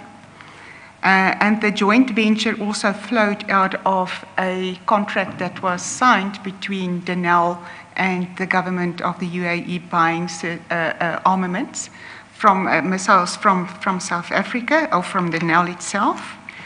And I think just to note that the way it was structured, it was part of an offset agreement because obviously, like most countries have a certain component of local manufacturing that they would like to see happening in any major procurement program. And secondly, if you look at the type of venture that was entered into, it was done with a capable state-owned arms company or defense company from the government of UAE in process there. Yes. And so that was the main difference. So it was an established company. It was government-linked in relation to that. So I think it's a little bit different from my public understanding of Denel Asia. Yes, and what would be your comment on the fact that from the information we have that VR Laser had no footprint in India? Yeah. Chair, my understanding was, and as I set out in my statement, the joint venture with VR Laser was a local company. It did not have a footprint and at that stage in Asia or in India specifically. So, and it's a private sector company that it was, the joint venture was entered into.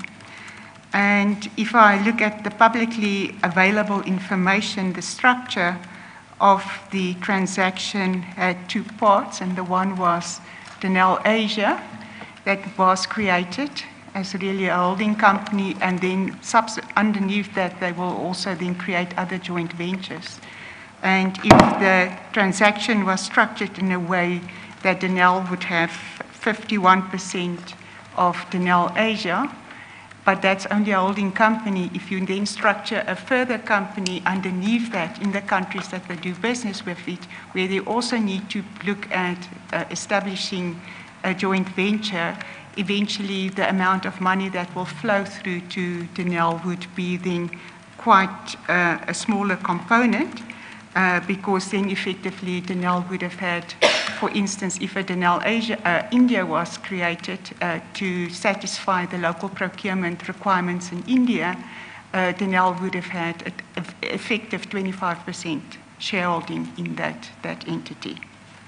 So at the end of the day, there was no value for money, it didn't make economic sense for Denel to enter into such an agreement. Yes, Council.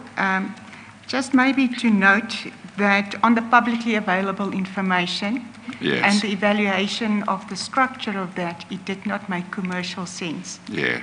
And strategic sense around the long-term relationships that needed to be built between Denel and the government of India, as well as the commercial returns that would be coming from such a joint venture. Using your knowledge and expertise as a chartered accountant and the experience you had as a member of the Denel board and as chair, interim chair at that time, when you look at that transaction, are you able to say who would have benefited from it if Denel was not going to benefit much from it? Who would have benefited more from it? Because from what you say, it looks like Denel wasn't going to benefit much. Now, if we go back at the bottom, in the country of presence, you would have then, say, a 49% return on the joint manufacturing or joint capabilities that we manufacture there. So that local joint venture would have actually benefited by 51% of the profits coming from that company. Then you have an intermediate company, which was in Denel Asia, that will have received that 49%. And of that 49%, it would be split then 51% Denel and 49% VR Laser. And so it all depends what the local company would have been as a joint venture. I'm not privy to any information on what the local company would have been. Yes. So on the holding structure, the benefit would have been VR Laser. Would have been? VR Laser would have been benefited from it. Yes. Okay. Thank you. Thank you. Then on paragraph 47, you deal with the removal of the 2011 board.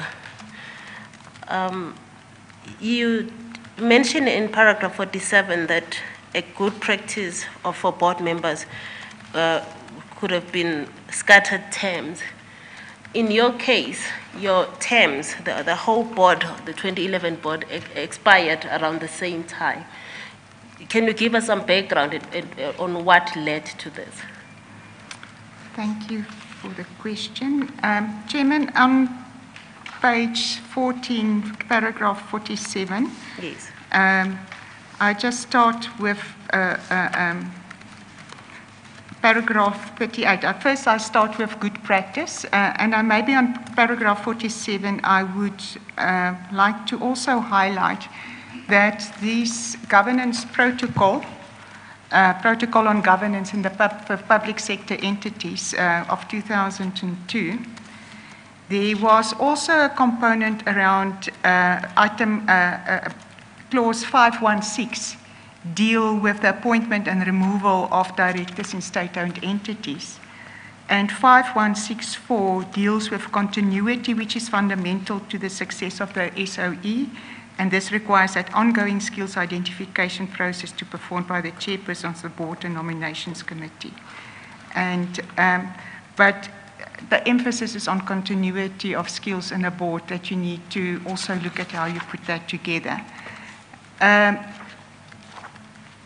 Best practice is that you have a scattered term, that you have 1/3 of a board's term in their third term, 1/3 in their second term, and 1/3 in their first term. This is how you manage continuity of skills on a board. Yes, and that document on governance that you just read from, I think is one of the documents that Minister Gordon testified about, either Minister Gordon or one of the witnesses from National Treasury, but I think it must have been Minister Gordon.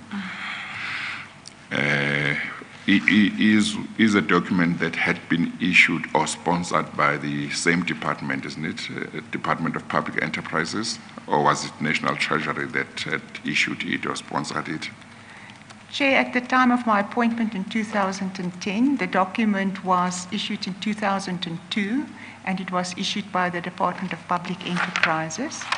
There was quite a lot of noise around the review of that. Yes. But I think the revised one was only issued quite recently. Yes. And I'm not sure where the Department of National Treasury issued that, the revised one. Yes. But at the time when I was on the board, this was the protocol that was in place. So it would be fair to say that a minister of the Department of Public Enterprises would know that document and what the guidelines are, because it's a document issued by his or her department. Yes, Chair, and supporting technical skills in the department itself. Yes. You wouldn't know, however, I think, whether since that document was issued, there had been compliance with its guidelines over the years before your board was removed. Chair, in the case of Department of Public Enterprises, this was my first exposure as a shareholder department in my 2010 appointment. Yes, yes. My understanding was that there was compliance to that because, for instance, when I was appointed to the board in 2010, there was retention of old board members or continued board members, and we were at that stage 4 members that actually joined the board in 2010 as new members. So it gives indication on how it was applied, that you didn't replace the board 100% or 99% in that period by practice. Previously, at my days when I was at the Trans-Caledon Tunnel Authority, earlier years it was also applied quite stringently. But I think shareholder departments started to deviate from that on how ministers actually appoint boards. So I think there was also a practice of deviating from that at some stage. Thank you. I think Ms. Buthelezi, Mr. Washe, and the whole legal team, attempts must be made to get somebody who can look at the level of compliance with the guidelines contained in that document from the time the document became operational in the early 2000s up to now, not only in those public enterprises under the Department of Public Enterprises, but also under other departments, because my understanding is that it was issued and approved by Cabinet for purposes of giving guidance to all, among others, the appointment of board members in all the public enterprises. So it would be good to see to what extent there had been compliance for a certain number of years, and in particular around certain specific years when boards of various public enterprises were changed, to see to what extent at that stage there was still compliance, and if there were deviations, to what extent those deviations were marked deviations. Thank you. Thank you, Chair. And maybe, Chair, what I would like to also add in support of paragraph 47 was that the Denel Memorandum of Incorporation in clause 13 also deal with the composition of the board and the terms of boards, that you're looking at the maximum of 3 terms and the taking continuity into consideration. Yes.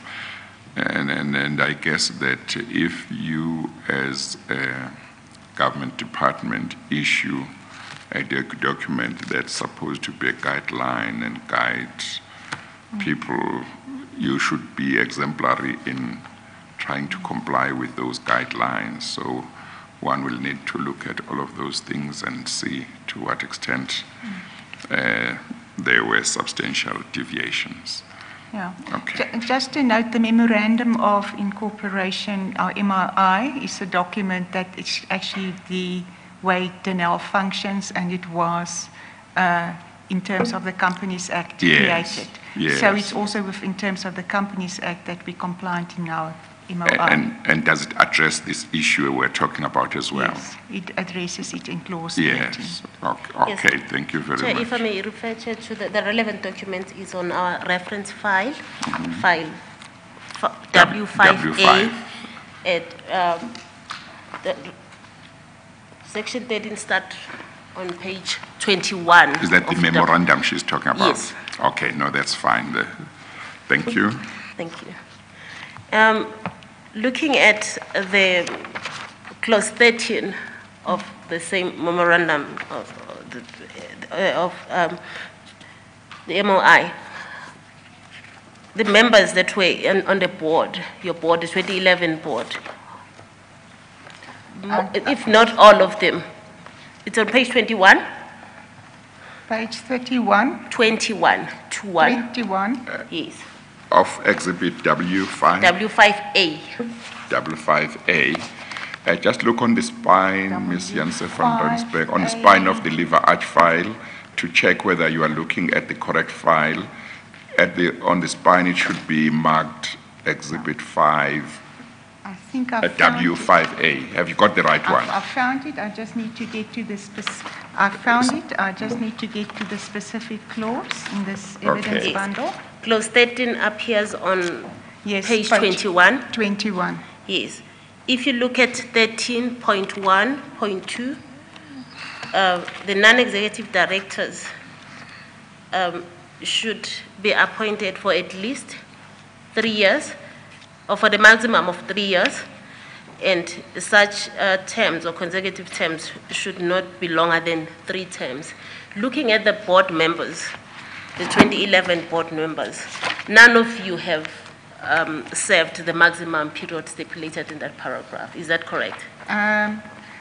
I am under correction there. The Yes. one person, Dr. Gert Kruiwagen, Yes. was at the start of his 3rd term because he was appointed in, let me quickly get to his term. He was appointed in 2008 for his 1st term. Yes. So he was then reappointed for a 2nd term. Yes. And then the reappointment that was happening for the 1-year only period in 2014 would have been a 1st year. So it would have been a 1st year in Yes, the but 3rd term. But it was just an extension really of the 2nd term. He also could still serve for another 2 years. Yes, if he were could to be still serve for reappointed. another 2 years. Thank you. But he would have been a good candidate to be allowed to go because of how long he had already served, isn't it? Yes, he could have been replaced. Yeah. But all the other board members except for me and was at that stage in their 1st term. They completed their 1st term in 2013 and 14, and they were then reappointed just for that 1-year extension to be able to give the minister time to put the board together. But I will deal with it in my statement because at the 2014 AGM, Minister Brown said that she just walked into the portfolio at the Department of Public Enterprises and that she would like to take a time to get to know the organizations and then look at the appointment of board members. So that's why she requested the current board in place at that stage to stay on for another year or until such time she appoints a new board. Yes. To give her space to consider candidates for the board. That's appropriate. Yes. And then on paragraph 51 of your statement, you deal with the letter that you sent to the minister upon learning that the minister was intending to review the board. Yeah. Can you take us to that letter and what issues did you raise with the minister in that letter? It's attached as exhibit MGR 8. Okay. And it's on page 61 of exhibit W2. No. Page 61 deals with the letter that Minister Brown has sent to Denel to inform us of the rotation of the board members. And within that, she requested the handover report from that. The board has sent a correspondence to her. Yes. Under MJVR 9, that starts from page 64. Sorry, it's 10, sorry. 74, page Yes. 74 is then the letter that the board has sent to Ms. Brown after learning that on the rotation of the board that there was not continuity in place. Now, Yes. you must understand that as the shareholder has the full right to appoint a board, it can be seen that you're trying to make a case for you to be reappointed, so you must be very careful in how you communicate also to the minister. But what when we've learned that there was only one member of the board, of the old board, going through to the new board, we've sent a letter, and we referred to the letter of the minister dated 25 May, which was then in Annexure 8 that we respond to. And number one, we thanked her for the opportunity to be able to serve on Denel board. We also assure her, because her letter asked that we need to make sure that we hand over appropriately and continue to do our function. So we said as professional board members, our fiduciary duty as a board member will continue until the AGM, where we will hand over. And we will continue to provide the highest cooperation and maintaining leadership as the company finalizes its 2015 annual report, financial statements, and ongoing matters such as the implementation of the recent land systems acquisition. I referred to her that the board met on 28 May 2015 to agree on the content that should be included in the handover report, which we dealt with in the Annexure 5, which we actually only extracted certain information from and graphs from. And we said that that report would be provided to her by 3 June. And then the board noted the bottom paragraph there. The board acknowledges the right of the shareholder to rotate board members, but need to register our concern that the lack of continuity in the non-executive board leadership may put the Denel at risk. A 90% change in non-executive board membership inherently increases the risk of instability and diversion of focus in this critical period of Denel's turnaround. We refer to good corporate governance practice, including King 3, warns against it, that you do such a major replacement. And since the 2014 annual general meeting, the board have been contemplating the imminent change, and for this reason considered it prudent to review the term of the executive management contracts to ensure that continuity on this level in the executive management will be maintained. And we said that a separate level will follow on that in that regard. But we needed to voice our concern around the lack of continuity. And Ms. Janse van Rensburg, the only member that was retained from the 2011 board was Mr. Motseki. Were you aware of his qualifications? I have served with Mr. Motseki on the board for 4 years, so yes, we were aware of his qualifications. And what qualifications did he have? I'm just going back to the... Motseki has been appointed to the board in 2011. His relevant skills was policy develop experience in intelligence, security, and other media liaison. I did not have the details of his academic qualifications. Yes. Did he serve on any of the committees, subcommittees that you had? Mr. Motseki didn't serve on any of the subcommittees of the board. Okay. And on the same paragraph, you also... 1 second.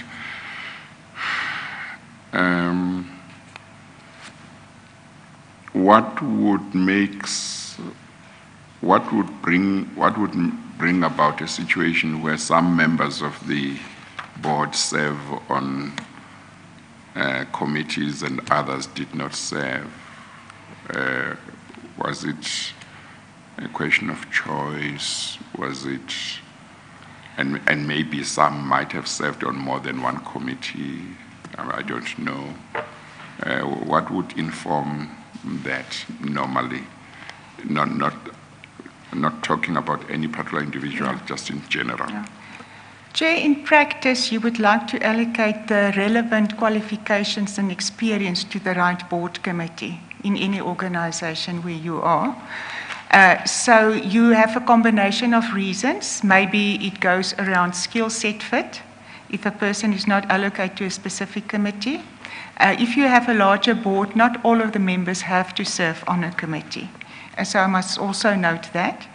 And sometimes it's by choice of the individual.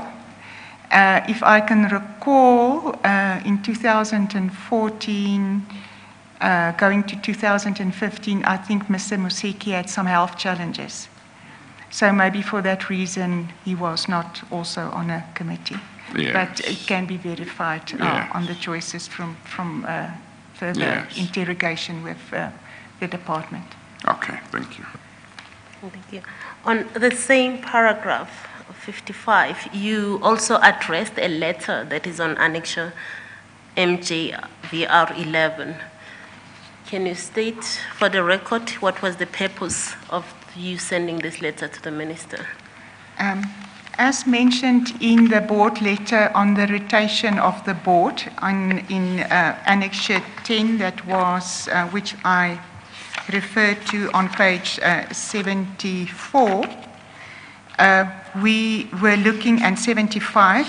We were seeing that we were recommending to the minister to look at the extension of the group CEO's contract to ensure that there's at least continuity at executive management level.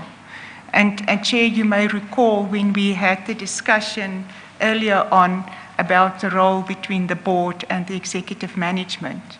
Executive management is quite key in rolling out the agreed strategy to be able to achieve the financial results.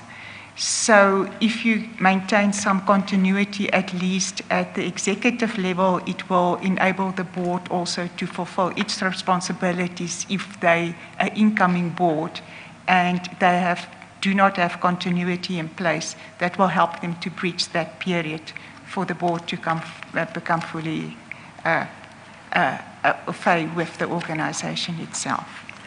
So the document that is in the pack from 77 to 81 is then the letter dated 1 June by the board to say to the minister where we recommend the review of the group CEO's term, because the group CEO's term would have come to an end in I think January 2016. January 2017, and we recommended that she needs to relook whether she would give approval to extend it for a longer period of time to bridge the continuity component. But this we dealt with the performance of the group CEO over that period in that letter. Yes, sorry, Mr. Jan van Rensburg. This was in 2015. And according to your evidence, the term of the CEO was only coming to an end in 2017. Was there a reason for your concern at that stage, that his term may not be extended, or was it just out of... In other words, why why were you not leaving it to the new board to make that call at the right time? Because it seemed there was still quite some time.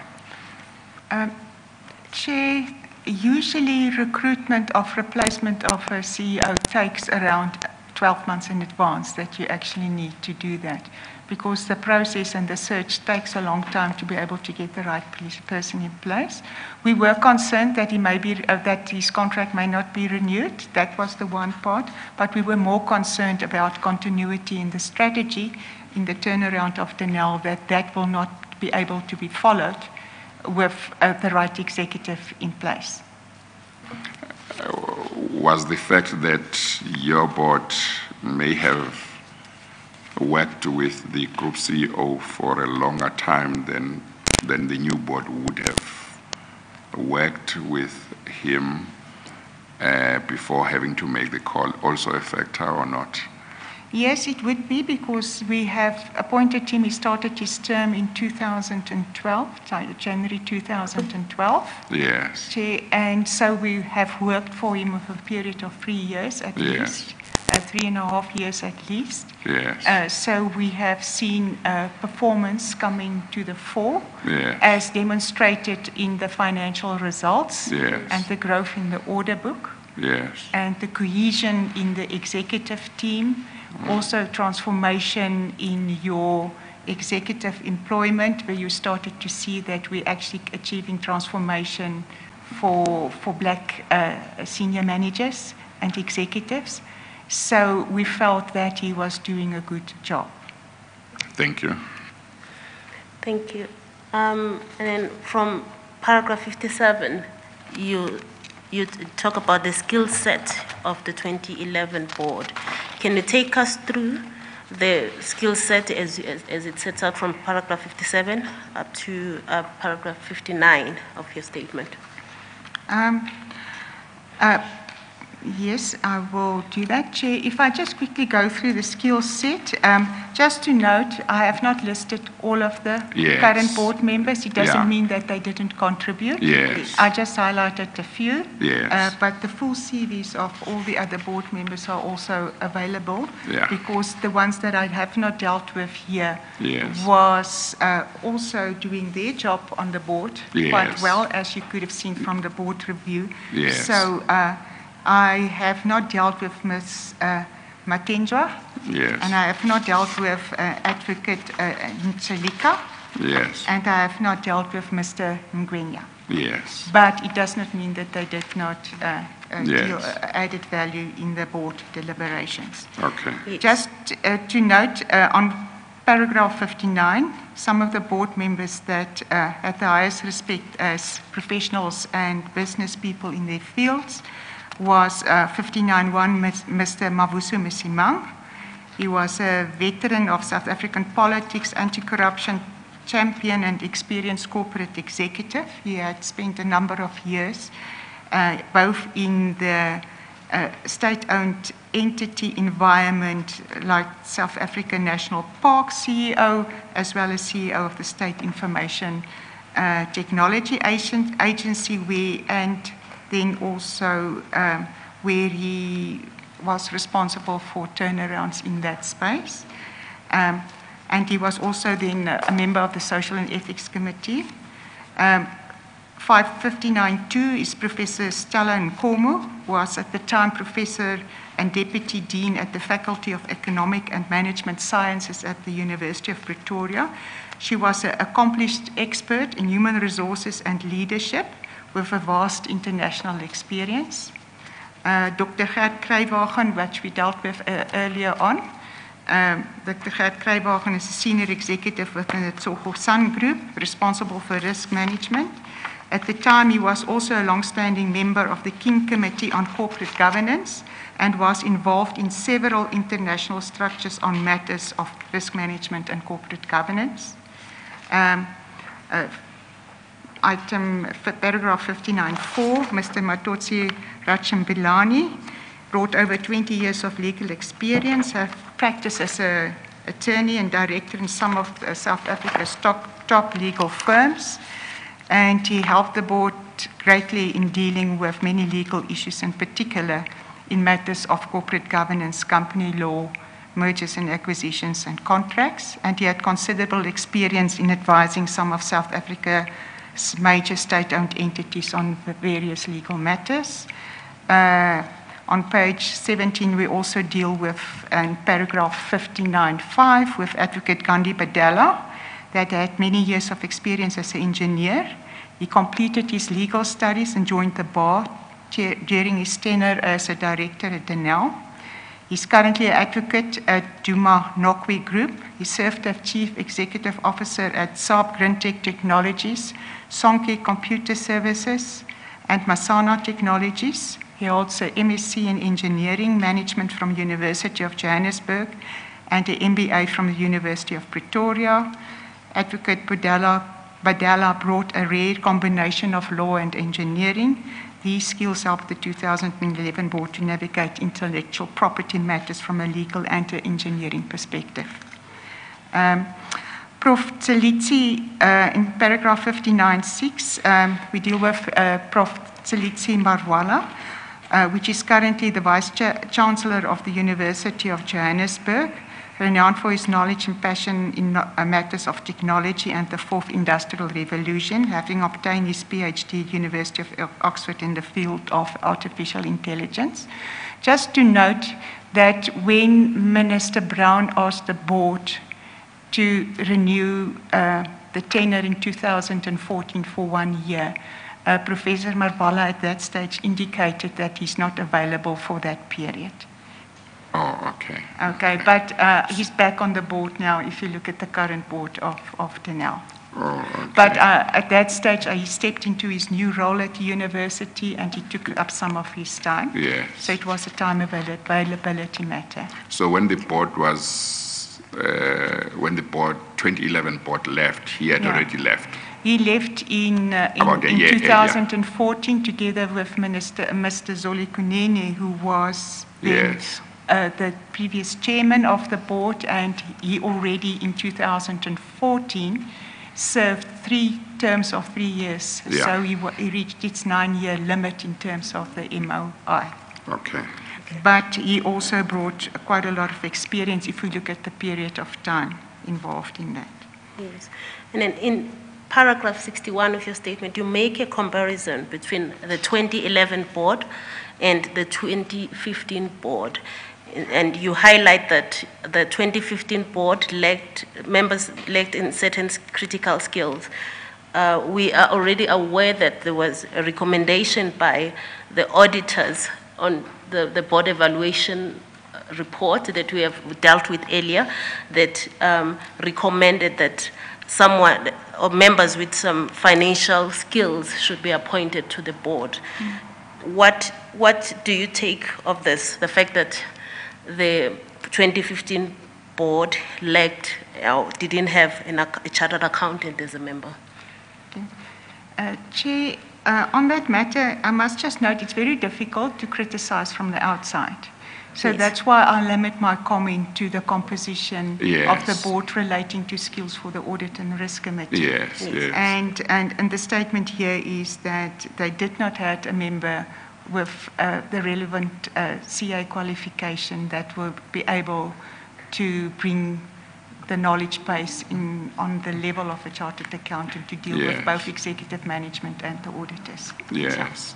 And as Council has referred to, that the board evaluation report, both in the 2014 one that said we need to strengthen because we only have 1 CA on the board, Yes. and the 2015 review said that we need to strengthen financial skills.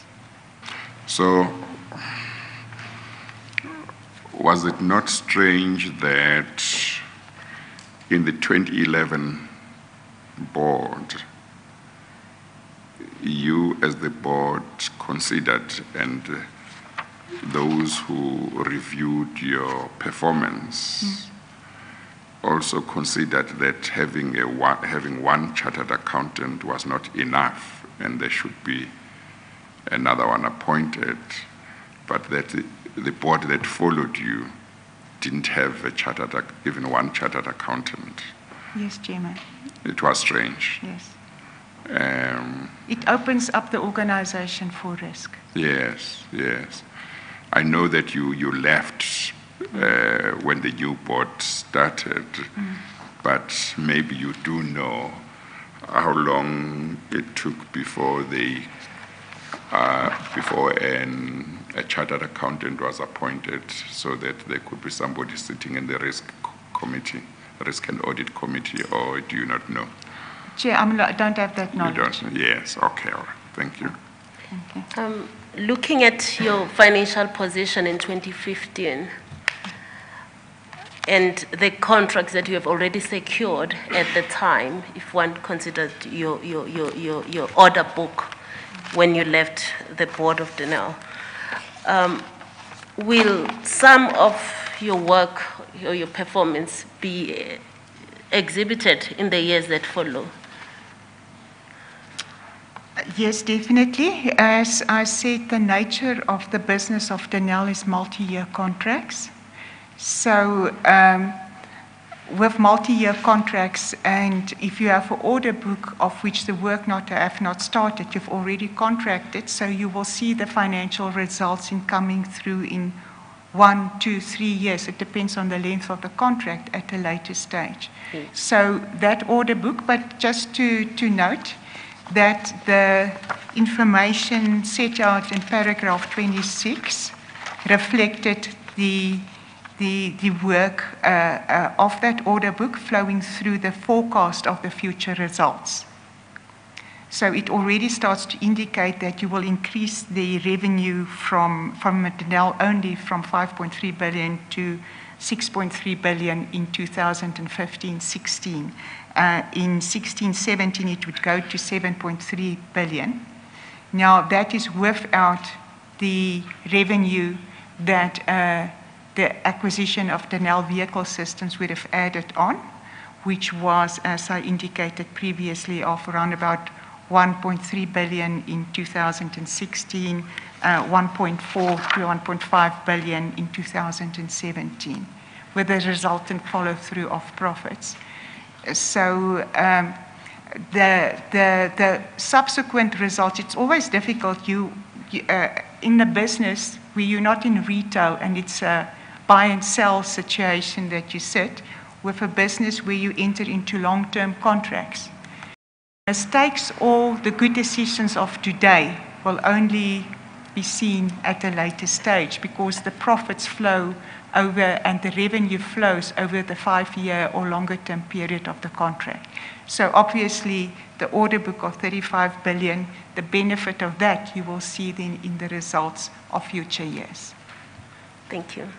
And then in conclusion, what would be your comment on the minister's decision to change the Denel board and replace it with the 2015 board in a manner in which it transpired in this case? I must say in my concluding remarks on page 17, paragraph 62, unfortunately, I cannot speculate on the minister's reasons for making the changes as she did.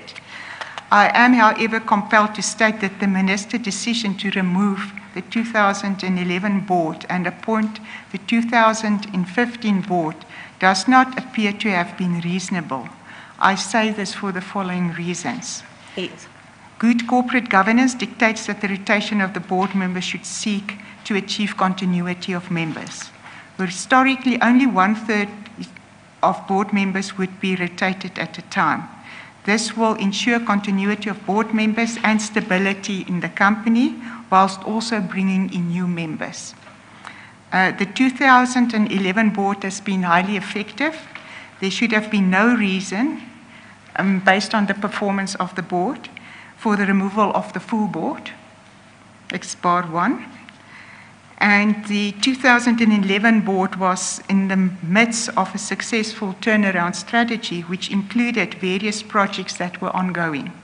The removal of the 2011 board and its replacement with members who had no knowledge of these projects would, and in fact did, jeopardize these projects. The 2005 board lacked people with necessary skills, for instance, a chartered accountant. Yes.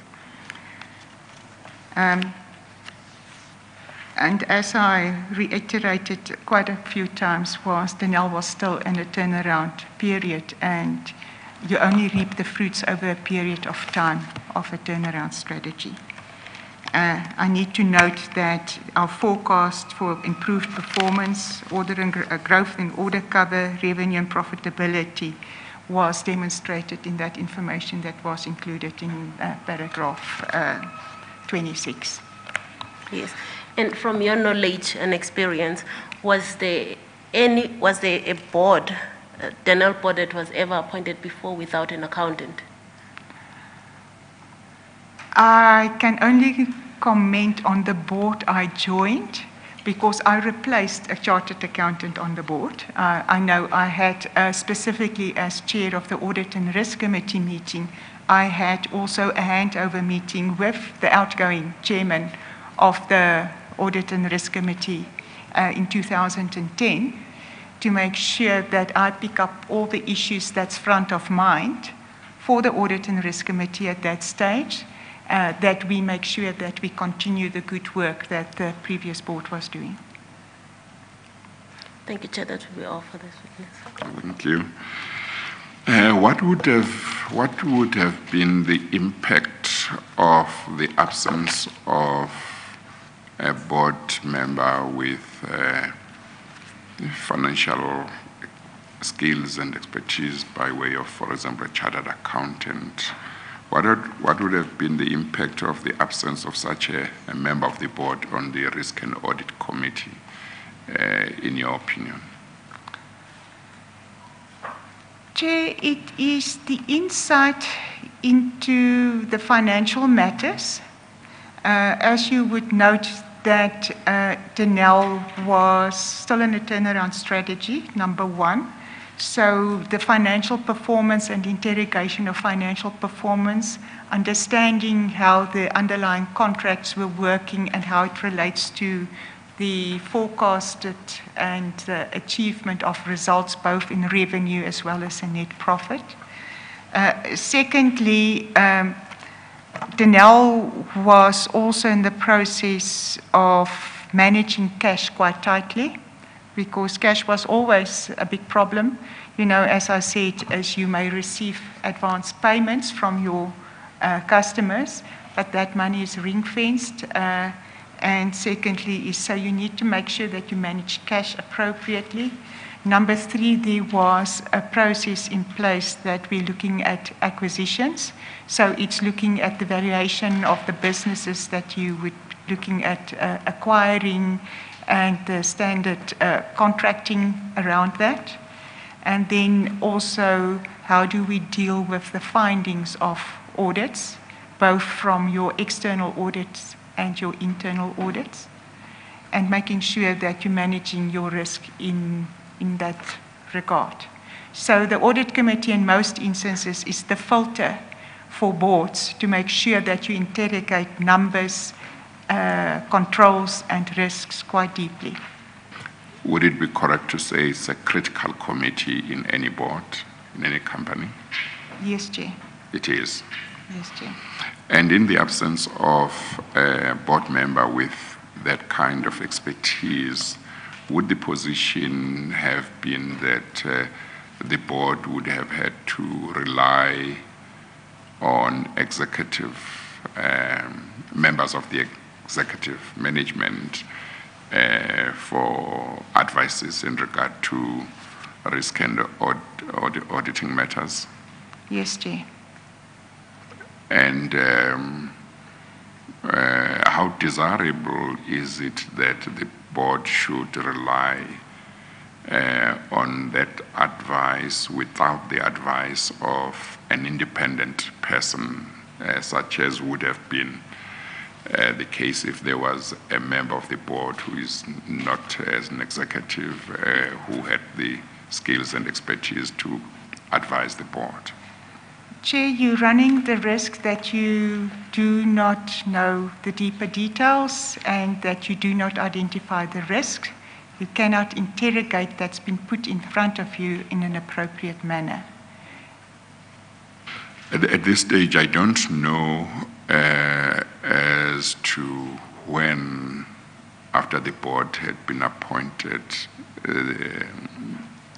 somebody was appointed who had the financial expertise, who may have been a chartered accountant, and I think the legal team must look at that we must know exactly when that gap was filled. So I don't know. To what extent would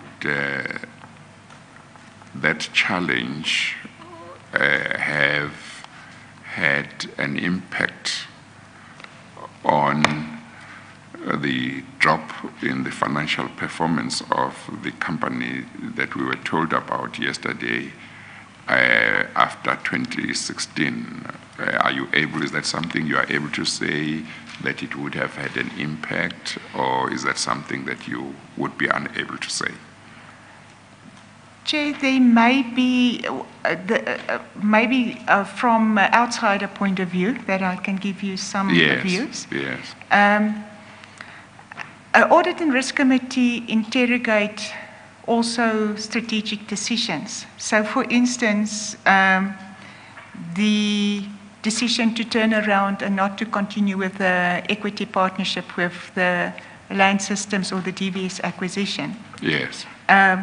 You needed to run the numbers to understand the impact on the financial position of Denel by making that decision. Yes, yeah. For instance, in the 2014 May board meeting where the board decided to proceed with the transaction, the Audit and Risk Committee was tasked with reviewing the valuations, interrogating the numbers that was put on the table. So the Audit and Risk Committee was the filter for the board on an ongoing basis as required to be able to interrogate those type of transactions and the impact on Denel itself. So I would foresee that if there is not a suitably skilled Audit and Risk Committee, they could not fully fulfill that type of mandate from a board side. So you open up the board to take the wrong decisions. Yes, yes. Around it. So I just try to contextualize it in the history. Yes, yes. But looking forward there I would say there was a risk. I don't know if it's true, but I Yes. think there was a risk that Yes. they could not have probably applied their minds appropriately or were not tasked to Yes. actually interrogate that type of information and other transactions around Yes. it. To note, at the Denel Audit and Risk Committee, we also dealt in depth with progress on key programs that Denel was busy with. For instance, all the long-term contracts that Denel entered into, there was detailed reporting done around progress to date, cost to complete, what are the challenges, are you making suitable progress against the baseline program around it. That information was then also included in the quarterly report that was submitted to the shareholder. And I think the representative from DPE yesterday also referred to quarterly reports submitted by state-owned entities. So if you are interested to see, I think the DPE can also make such a report available to you to see what is the type of information. I know how the 2015 and before that ones look like, but there was detailed reporting. Going back to that is the audit committee needs to apply their minds, and what they need to say is, do we need different action to bring this back on track? We need to report back to the board and say we need to have specific dedicated action because we see problems arising in a specific program. And we needed to alert the board to that. So that was part of the Audit and Risk Committee function also in that. And then secondly, obviously, it was also then necessary to see is how over the period of time you look at revenue recognition of a contract as well as the profit recognition. Because over a multi-year contract, you do not take the money up front into the results and the profits up front into the result. It's spread over a period of time. So it's technical accounting, but that is part of the role of the Audit and Risk Committee, specifically Denel. In my time, we looked at that too. Well, we have been speaking about the removal of the 2011 board, but I just want to check with you. Was it a removal in the strict sense, in the sense that people were removed before the expiry of their terms?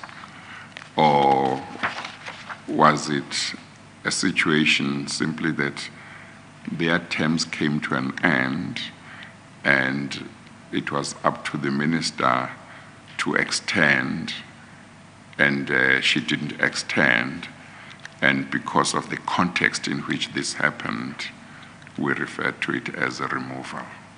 Yeah.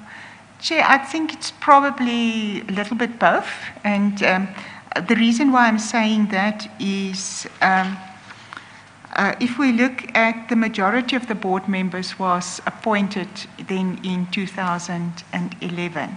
So Yes. the term came to an end in 2014. Yes. The members that was appointed before that, that was appointed in 2010, it was myself and Advocate Badella that Yes. was left from that board that was appointed during that period of time. Yes. So our terms were extended. Just to note, Ms. Paledi was, in the 2010 appointment, we had 4 members. It was myself, Ms. Paledi, Advocate Paledi, no, Ms. Paledi, Professor Marwala, and Advocate,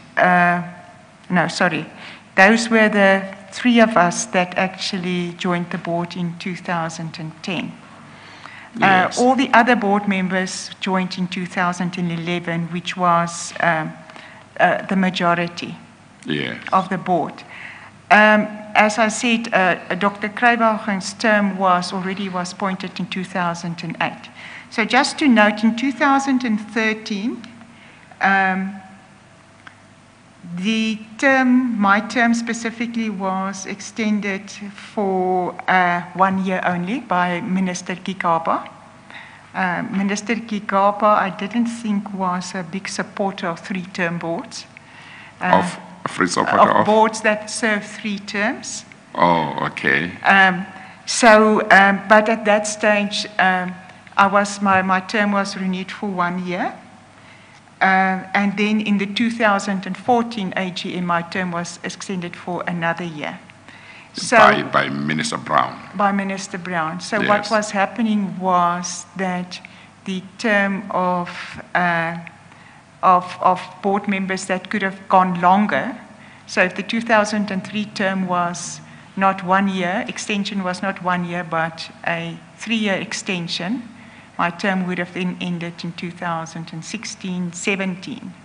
So it's 2013 plus another 3 years. So it was by how can I say? I don't know if it's by design. Can't say it's by design. I can't speculate on that. Yes. But we were in the unfortunate situation that the board's terms, all of them ended at the same time.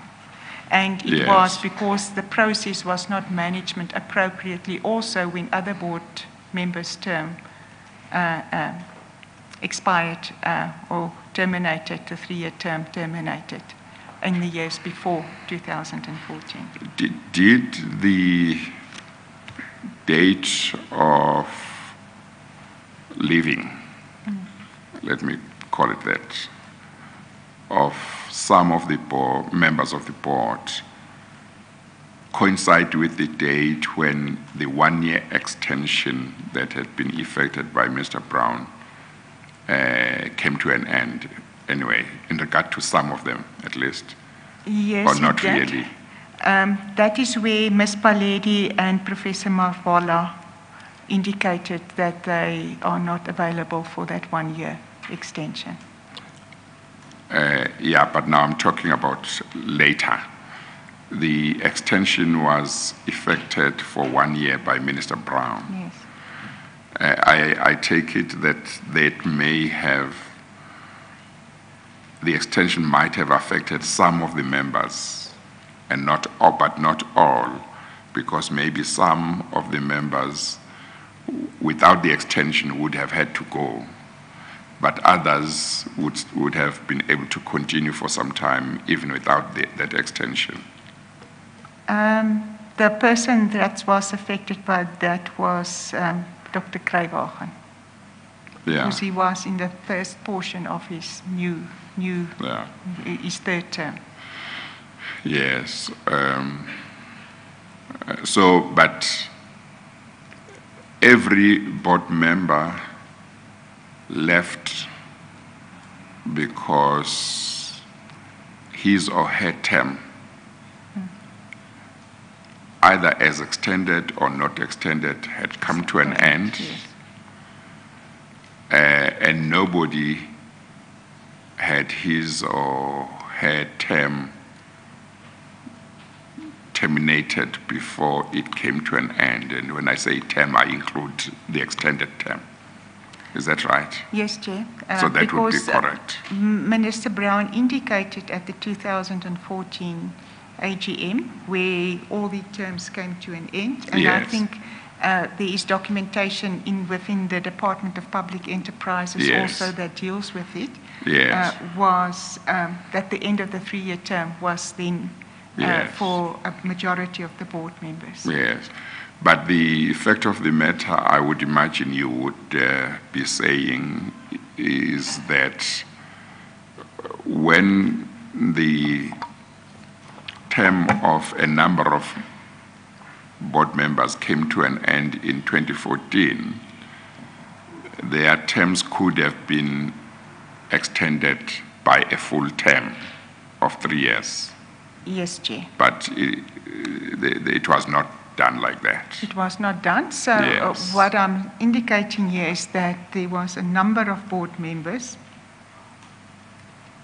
There was 9 of the board members available for the term that could have Yes. been extended Yes. for a 3-year period. Yes, and such extension was not given Yes. to them. They were eligible within our memorandum of incorporation Yes, to be extended. yes. My recollection is that the 2011 board seemed to have a reasonable mix in terms of race. Is that correct? Yes, Chair. We had a diversity in skills and a diversity around representation. Yes. And in terms of gender, I guess it may have been lacking a bit there. Chair, we were 2014 board. We were 1, 2, 3, 4 females. 4 females and 5 Yeah. males. Yeah, Is that right? 2, 3, 4, 5. We were 5 females. 5 females. You Yeah. said the total was 9. Yeah, but then Ms. Paledi left, so we were left with 4. Yes. At the original appointment of the 2011 board, Yes. we had 5 females. Yes. Then with the extension from 2014 AGM, Yes. Ms. Paledi left, so then we were only 4 females. But would it be fair to say, both in terms of race and in terms of gender, It was represented. there was no big complaint? There was not a big complaint. There was no Chair. big complaint, yeah. And in terms of the new board, the 2015 board, how was it in terms of representation of different races, and how was it in terms of gender representation?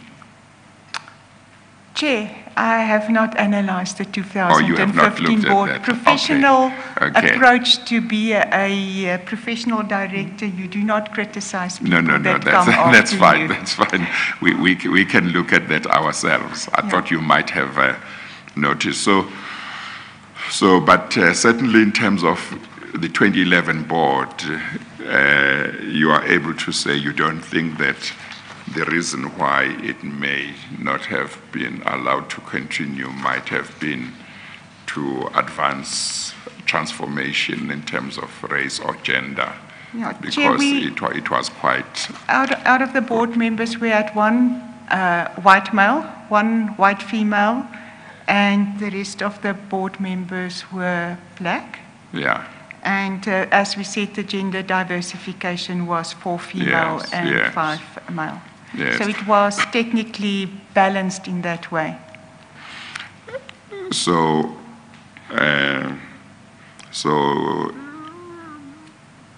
it might be difficult to say the need for not retaining it or most of its members was based on the need to transform in terms of race or the need to transform in terms of gender.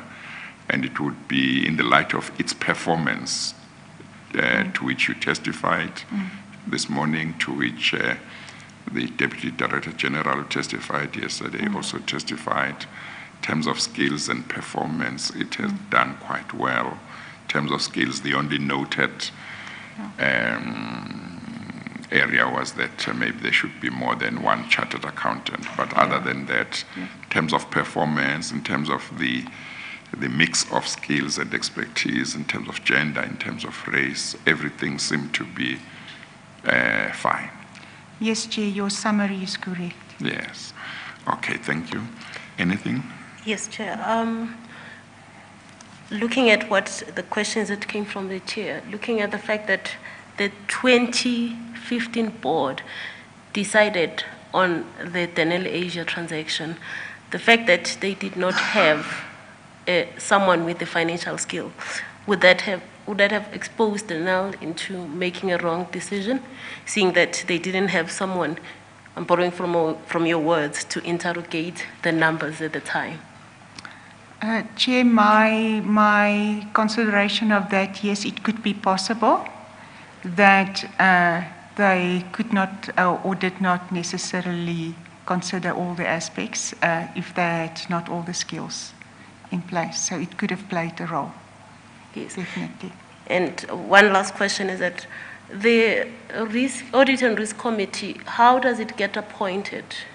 Does it get appointed by the minister, or is it done after your deliberation as board members? Okay.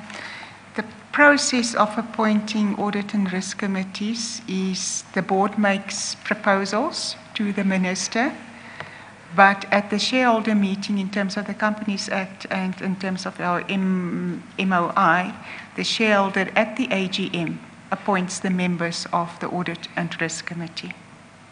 Oh, that's interesting. I assumed that committees of the board would be appointed or decided upon by the board because they are board committees. But what you are saying is that certainly in relation to the risk and audit committee, it's not just the board. The board may have a role to play, but ultimately it's the minister who appoints that committee. Yeah, it's true. And just even in private sector, your shareholders appoint the audit committee. The other committees of the board, No.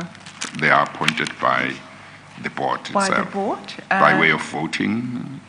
By voting. Yeah. There's a deliberation process. Not all of the state-owned entity boards have a nominations committee.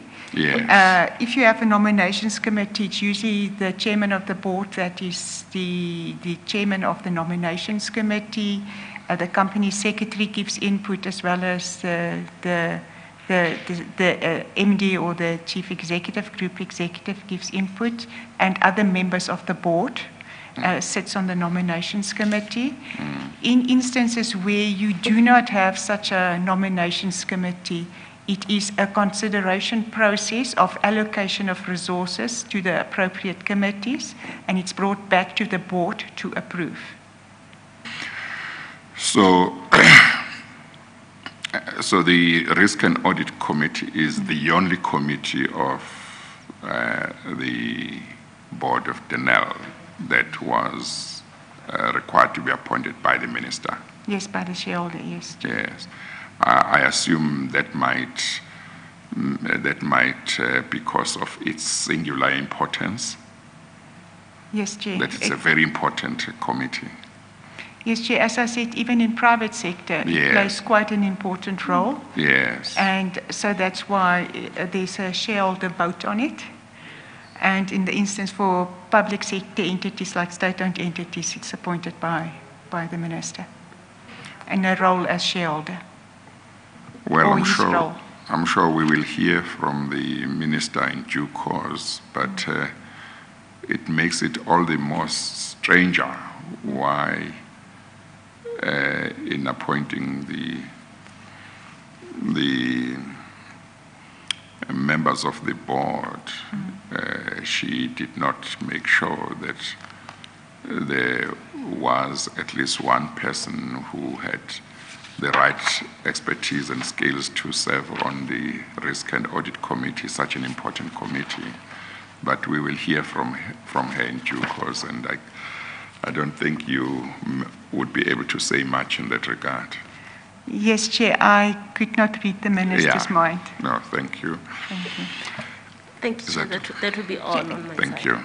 you. You have something you want to say? Chair, just one aspect that I forgot to deal with under the paragraphs 31 to 37 on the land systems or the Denel vehicle systems acquisition. Yes. And if I can recall correctly from public comment, there was remarks made around the nature of the funding that was put in place, because some of it was longer term and some shorter term. And just to note that the consideration there was, if you put longer term funding in place for the full purchase price, by the time the equity partner that was planned and sought and in the process of being put in place, if you have to repay a long-term loan before it's due, then there's penalty charges, so you would pay breakage cost in that type of thing. So that's why there was a shorter-term funding leg approved, and not all of it long-term funding. No, that's fine. I know that you said that when there is a review of the board to see who must continue, who must not continue, no one wants to, or you would not want to create the impression that you want to have your term extended. But when the 2011 board had to leave, were you available and willing to continue if you had been asked to? Yes, Chair, I was, as well as a number of the other board members. Yes, and you were the only chartered accountant in that board, and if you had been asked, you would have been able to actually serve in that Risk and Audit Committee, I would have imagined. Yes, Chair. Yes, okay. Thank you very much for coming to give evidence. We appreciate it. For now, you are excused. If later on we should need you to come back, you will be contacted, and I'm sure you will make yourself available. Thank you, Chair. Thank you very much. Council. Thank you. Thank you, Chair. Chair, my next witness is Mr. Gianni. I was going to ask for just a 5 minutes break to. Oops. Well, we're about It's to 10 to 1, get I'm to told. yeah. So we may as well resume at 2. We may as well take the adjournment now. Thank you, And Chair. then we'll resume at 2, and then he should be ready then. He will be ready. Thank you, Chair. We are going to take the lunch adjournment, and we'll resume at 2. We adjourn.